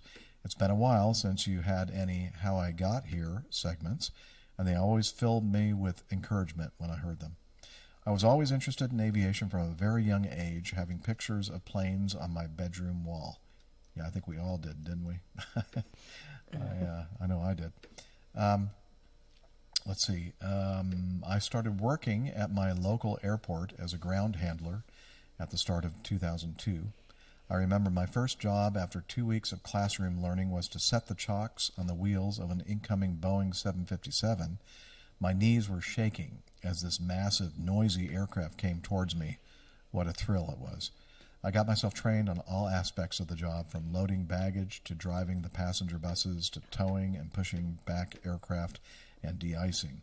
I really enjoyed that bit, bobbing up and down in that basket above an airliner in sub-zero conditions, squirting 80-degree fluid all over the place. I did that job for just over 5 years, including some time working on the cargo operation with dedicated freight aircraft. Before working out, I couldn't do it forever. Life on the ramp is hard on the body, with danger around every corner. In fact, in the last plane tale, he told us that an airline pilot is classed as the third most dangerous job. When I was getting life insurance when I worked on the ramp, it was quite expensive, as my job fell into the same category as the people that fixed the tall electricity pylons. What do they call those? Wichita linemen? Linemen, yeah. Yeah. In 2002, I became an airline cabin crew, flying around Europe, based at my same local airport, just 20 minutes from home. I loved the job. The views out the window were spectacular, and getting to work alongside professional pilots, sitting in the flight deck in the cruise on a quiet flight was brilliant. By 2015, life was good. Money was stable, and I was enjoying life with my partner, who I've been with for a few years now. I had a friend with a PPL, and 2 others had started lessons. It was this that made me want to start flying. Why should they have all the fun? So in August of 2015, I had my first lesson with an instructor who also happened to be a captain at my airline. I took things at a steady pace. I wanted to enjoy the process, and there was no rush, as I planned to keep it at PPL level and fly with friends. After all, I was never clever enough or had the money to pursue being a commercial pilot. Oh, how wrong I was. I went solo for the first time a week before Christmas that year, and finished the year on a high. As most people taking flying lessons tend to be interested in aviation, I found the theory part of it all very interesting and passed the PPL written exams early in my flight training. So when someone offered to lend me their ATPL books, I decided that there's no harm in looking at them. And with the encouragement of the pilots at work, I decided that I didn't want to look back in 20 years and realize I didn't at least try to make this flying game further, and realize I didn't at least try to take this flying game further. After passing my PPL skills test, I enrolled into an ATPL distance learning course. I paid something like £1,500 for the first part and said to myself, this is it. We're investing big money into this now. It's getting serious. Oh, how naive I was to think that this was big money. You just wait until you start flying multi-engine aircraft. Anyway, the next few years were the hardest of my life. I put everything into it. Sat at the kitchen table on lovely hot summer days while friends and family were out having fun. I was learning how to navigate the earth, how weather works, the science and maths behind how wings work. But to my amazement, I passed all 14 exams, and it was time to start my multi-engine instrument and commercial pilot training. That was by far the hardest flying I've done, but equally the most rewarding. trying to keep the aircraft going where I wanted while being buffeted around in weather using paper charts and an aircraft with a standard 6-pack analog layout was quite the challenge. I was coming towards the end of the training when I realized I needed to go all in and get it done. After a lot of hard thinking and sorting some finances out, I took the decision to hand my notice in and leave my job as cabin crew to focus on finishing my flight training full-time. The reason for this was also because I needed a month off work to do a multi-crew cooperation course, which was now required by all airlines to apply for flying jobs. Understandably, work wouldn't let me just disappear for a month in the middle of summer during our busiest period. After all, once I've done this course, I would be applying for pilot jobs and probably handing my notice in anyway. The world had other plans for me, though, as the flight school I was at only had one multi-engine aircraft that broke on the very day I left my job. It was down for 6 weeks before we got flying again. Now I was jobless in full-time flight training, not flying, with an ever-shrinking bank balance, but eventually the airplane got fixed, and I had done it. I was fully qualified, multi-engine, instrument-rated commercial pilot, able to apply for jobs. The very same day I received my license through the post, I was applying to airlines all over Europe with excitement. I enjoyed Christmas, and I was looking forward to the exciting year I'd have ahead of me. Oh, did I mention this was Christmas 2019? 2020 was going to be so exciting and full of opportunity. By February 2020, I had no luck with pilot job applications, so applied back at my home airport, where I'd spent the last 18 years of my working life. This time I was applying for the role of an aircraft dispatcher. A dispatcher in the UK isn't quite as involved as it is in America. It was 2 weeks classroom, then 2 weeks on the ramp, dispatching aircraft with a mentor. I got to dispatch my first aircraft on my own one evening. It was the same airline I had been cabin crew with for 11 years and saw it take off with a smile on my face, looking forward to my next shift dispatching on my own. Meanwhile, the company I worked for also handled Flybe, a UK regional airline that had gone into administration a week before, and now COVID was taking hold and flights were starting to be canceled across the region, which led to a phone call the next day informing me that I was being laid off with immediate effect. We were all locked down with nothing to do. I tried to keep my hopes up and aviation knowledge up by reading my theory books to be ready for an interview that by now seemed even further away. The industry I love so much was collapsing around me. Pilots with years of experience were being made redundant and looking for jobs. Who was going to hire me? Someone approaching middle age with no more than minimum required flying hours with no commercial hours behind him? Another little obstacle that had been put in front of me. I was on a UK license, which meant after the UK left the European Union, all of the European airlines had closed their doors to me applying to them. Everyone assumed there would be some sort of deal, some exceptions, but no, it was just another way the world wanted to stop me being a pilot. To make ends meet, I got a job in a warehouse near the airport, which paid the bills, but it didn't exactly fill me with pride or enthusiasm for what I was doing. I could hear the aircraft landing and taking off through the warehouse walls. These were mainly freighters, as the passenger operation was pretty much non-existent. I felt like I'd lost my identity. To my friends and family, I was the guy who worked at the airport. Aviation was who I was. It's all I know.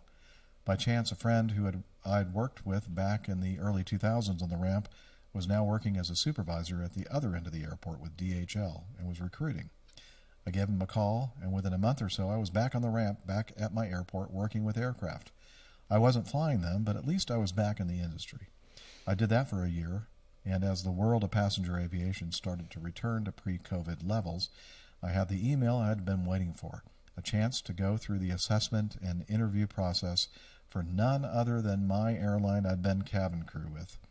I'd loaded their bags, pushed their planes back, de-iced them in the midst of winter, and finally I had dispatched with them. Could this really be the dream coming true?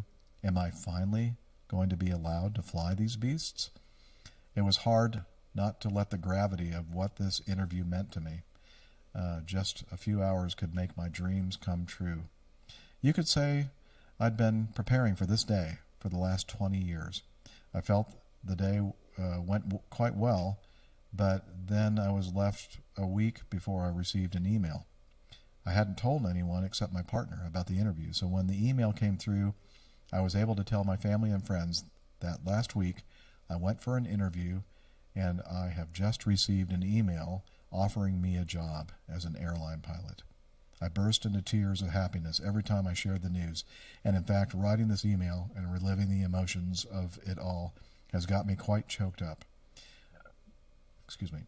My years working on the ground and in the cabin, not to mention the many, many, many hours on flight sim, prepared me well for the type rating. It was a grueling 5 weeks of studying, exams, simulators, but for the first time, I pressed toga on the real thing was something I will never forget. Months of line training with training captains followed, ending in a final line check to release me to fly with regular captains. Today is 24th June 2023. I'm 40 years old, and I have just over 800 hours flying the Boeing 737 around Europe.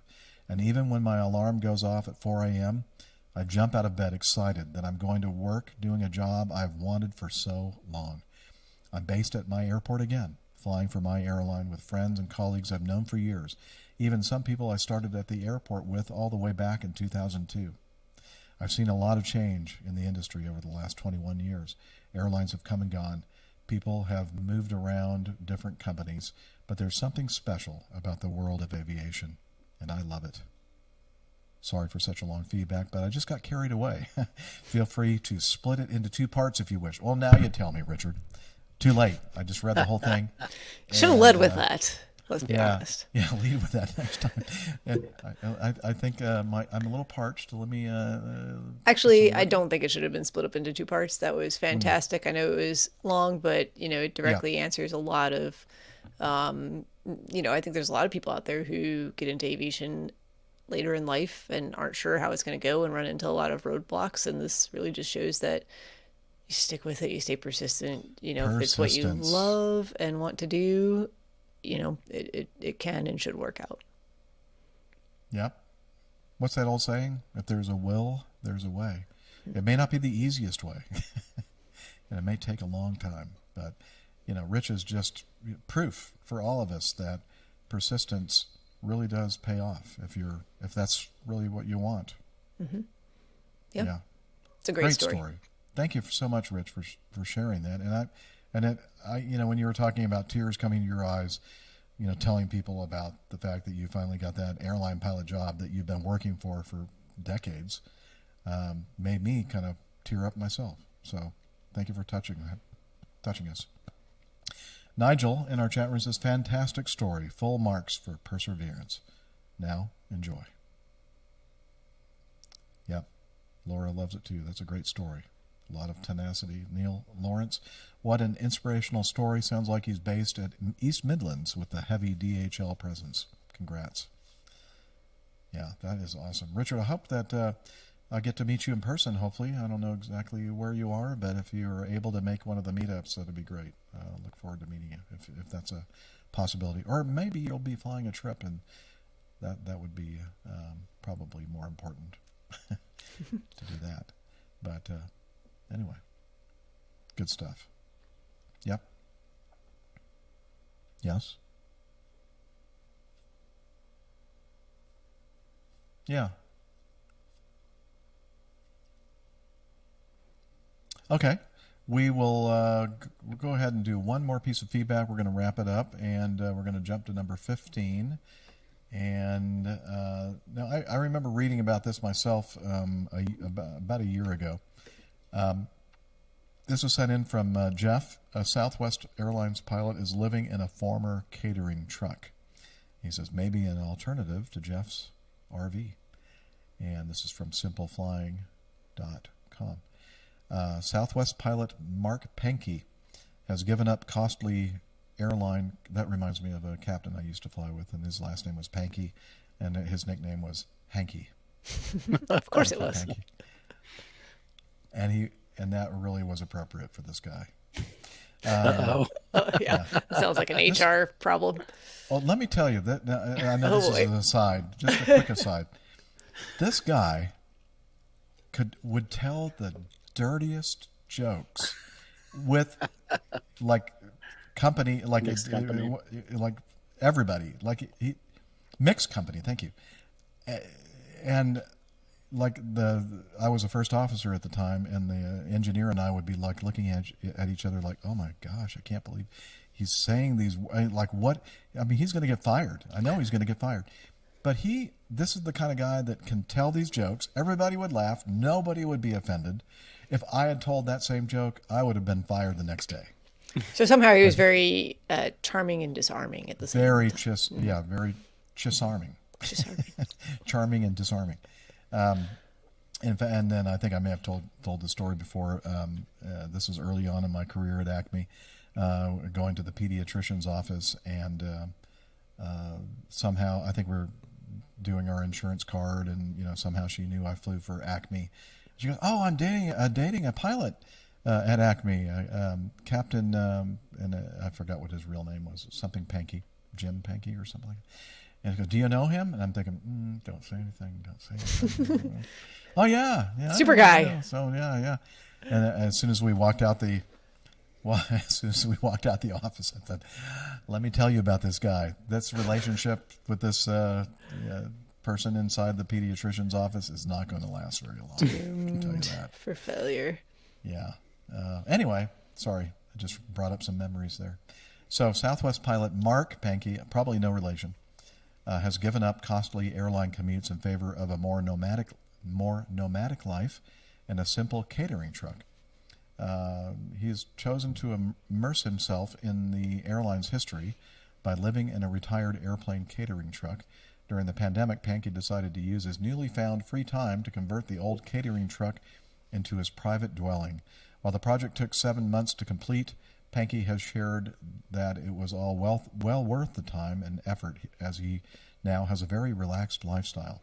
His only significant regular commitments include picking up the occasional flight trip with Southwest to retain flight currency and position at the airline. Sounds like me. Fly sometimes. What else? Many pilots agree that one of the best things about being an airline pilot is that you don't have to take work home with you. Yeah, that is the best thing. Unless, of course, you are Mark Pankey, who takes it with him everywhere he goes, or at least a reminder of it. According to Insider, I guess that's where this is from, right? Insider, that's something else. I don't know what that is. They must have gotten the story from Insider, whatever that is. Pankey first got the idea to live in a catering truck several years ago when he told another pilot how cool it would be to live in a catering truck. That's a conversation I hear all the time. Hey man, have you ever considered living in a catering truck? Hey, look at that catering truck. Wouldn't that be cool to live in?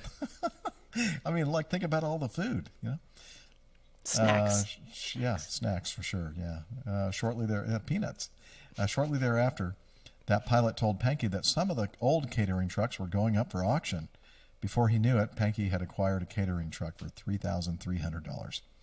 When the pandemic hit and air travel became almost non-existent, he found himself with more than enough time to work on converting this old snack hauler into a mobile home. After acquiring the truck, the first step was replacing the flimsy fiberglass roof. He replaced it with a sturdy slanted roof designed to catch rainwater and could later be used for living purposes. There he proceeded to insulate the cargo container and reinforce the walls. Then came the lengthy process of equipping it as a living space by installing the necessary plumbing and electrical systems. To better ensure that he could live in a self-sustained lifestyle, he added solar panels on the roof and equipped the rig with a generator. Once he installed all necessary appliances, including a fridge and freezer, all that was left to do was furnish his new home.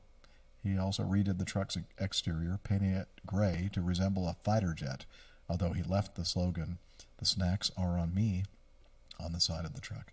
The conversion process took him roughly 7 months, and by the end he had spent $30,000 and $35,000. Somewhere between $30,000 and $35,000, including the cost of acquiring the truck.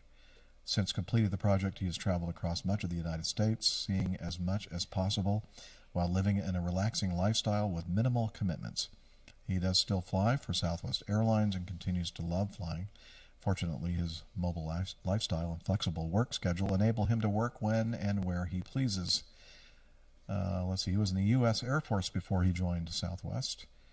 He was 20-year, so he retired from the U.S. Air Force. Then he got a job with Southwest. Let's see. During this time, he found himself commuting to work regularly, meaning he had to spend money on hotel rooms.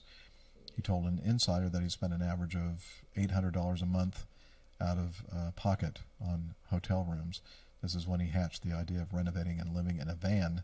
So he did just that and spent much time living in airport parking lots. A couple of years later, the pandemic hit.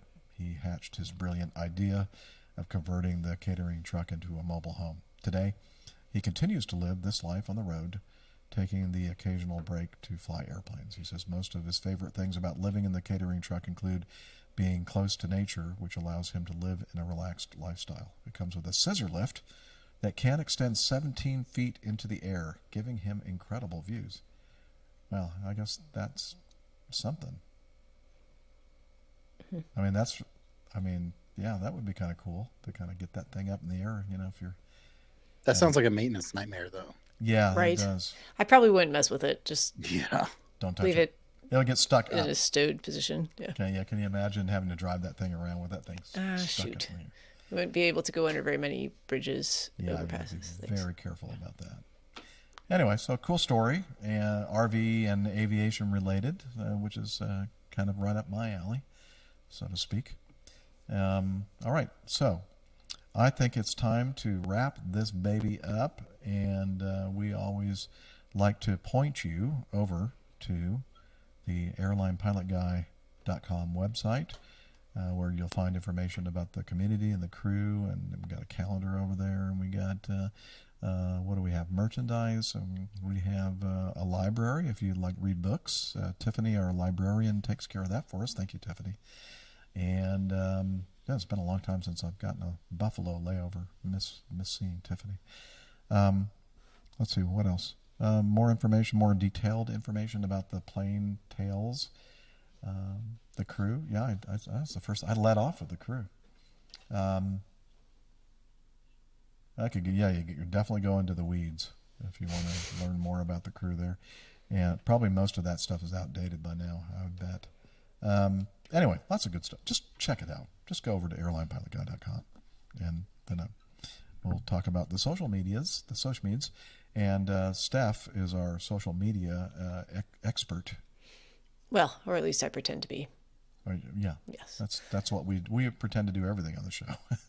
Fair point. Anyway, if you're a fan of the social meds, please head over to Facebook. That's facebook.com/airlinepilotguy. You can also find us on Twitter. We are at APG Crew, and find our individual handles pinned to the top of that page. And on Instagram, also APG Crew, and that's a great place to see Captain Nick's weekly artwork for the show. And if you desire more, dear listener. I mean, I don't know how you could desire more. Who wouldn't? If you do, we have this. Oh. Uh-oh. Is he there? Yeah. Oh, wait. Oh, okay. I was worried for a second. Phew. Yeah, me too. Hello. Can you tell us about Slack? Okay, but I'm dripping wet. I know. Okay. Well, come on over here and give us some... Zipper, Jeff. Okay. I'll play the recording. Oh, it's caught in the zipper again. Oh. APG listeners, please join us on our Slack team. Slack is a communication, coordination, and sharing platform that works on your mobile, laptop, or browser.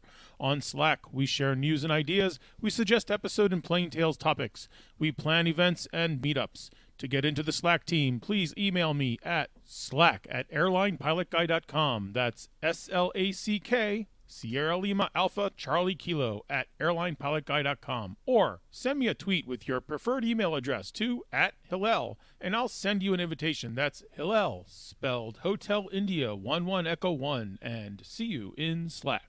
All right. Thank you very much, Hillel, for that. Whose hair is in my toothbrush, Jeff? I don't know. Is your bathroom farther away than normal? He sounds very far away.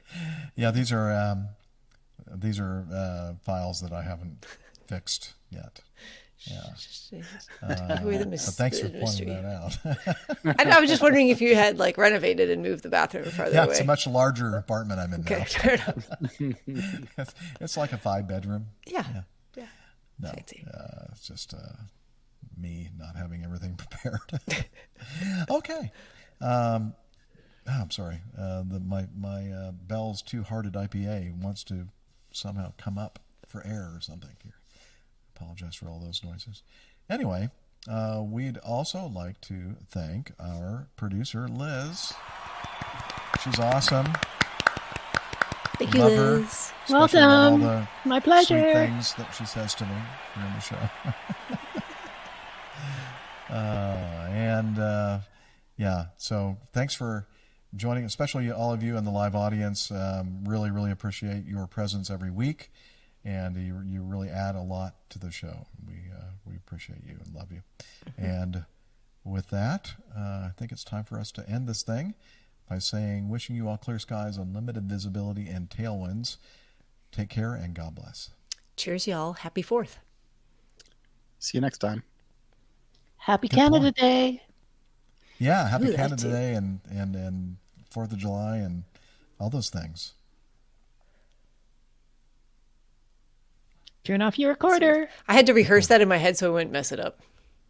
Really? It's great to have you It here, was Laura, and perfect. all the other. We had a really nice contingent of female fans today in the chat room, Yeah. which was great. Laura. Love that. We had who was here? earlier? Lindsay Was, and Tori? Victoria. Donna Yep. Rose. Oh, Donna. I didn't even see Yeah, Donna. she was here early. I don't Okay, know I if missed she. that. Yep, she was here. Okay. Laura. Who's Laura Davis now? Dispatcher Greg was here briefly. or Yeah, still that here was maybe. cool. That was nice. Yeah. Nigel. Nigel Yeah. from the Rockies. That's nice. Well, Yeah. Jeffrey, you have a great holiday. Well, I hope so. I'm looking forward to it, and I'm like almost overwhelmed with trying to figure out how I'm going to pack 2 weeks of clothing and just one rollerboard. I should talk to Steph. She's good at this stuff. The trick is don't pack 2 weeks worth of clothing. Okay. How much? Pack Just like a couple days, 3 days max. Rocky Nigel. and then just do laundry, or just Nick wear and the same Jilly thing have for 3 times? laundry. Yeah. Do laundry, yeah. So there's gonna be laundry at a lot of the places that you're at. I wouldn't take Yeah. more than 3 or 4 days worth of clothing. Good idea. Makes it It's not going to be, hopefully not cold, so you shouldn't need like big bulky items. No jumpers, maybe a No jumper. jumpers. It's Something for chilly the if rain, anything. maybe. Yeah. We have Well, shops. I'm probably Neil gonna says wear we a have shops sport here. coat. We have shops here, Jeff. Yeah. Oh, you do? I figure as long as I manage to take my credit card and a form of ID And your passport. and my passport, That's it. yeah, There you I'll be all right. So Tim Van Ram had one suggestion for the show title, which was right on the nose because of the nose gear situation, I think. I also had Into the Weeds. Oh yeah. Into the Weeds is good. I also had Cat Stowaway and Go into the Gulag. What?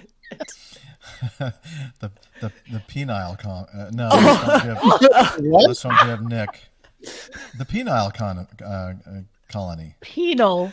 Penal No, colony. yeah, he said penile, didn't he? Who said that? I thought that's what Roger said.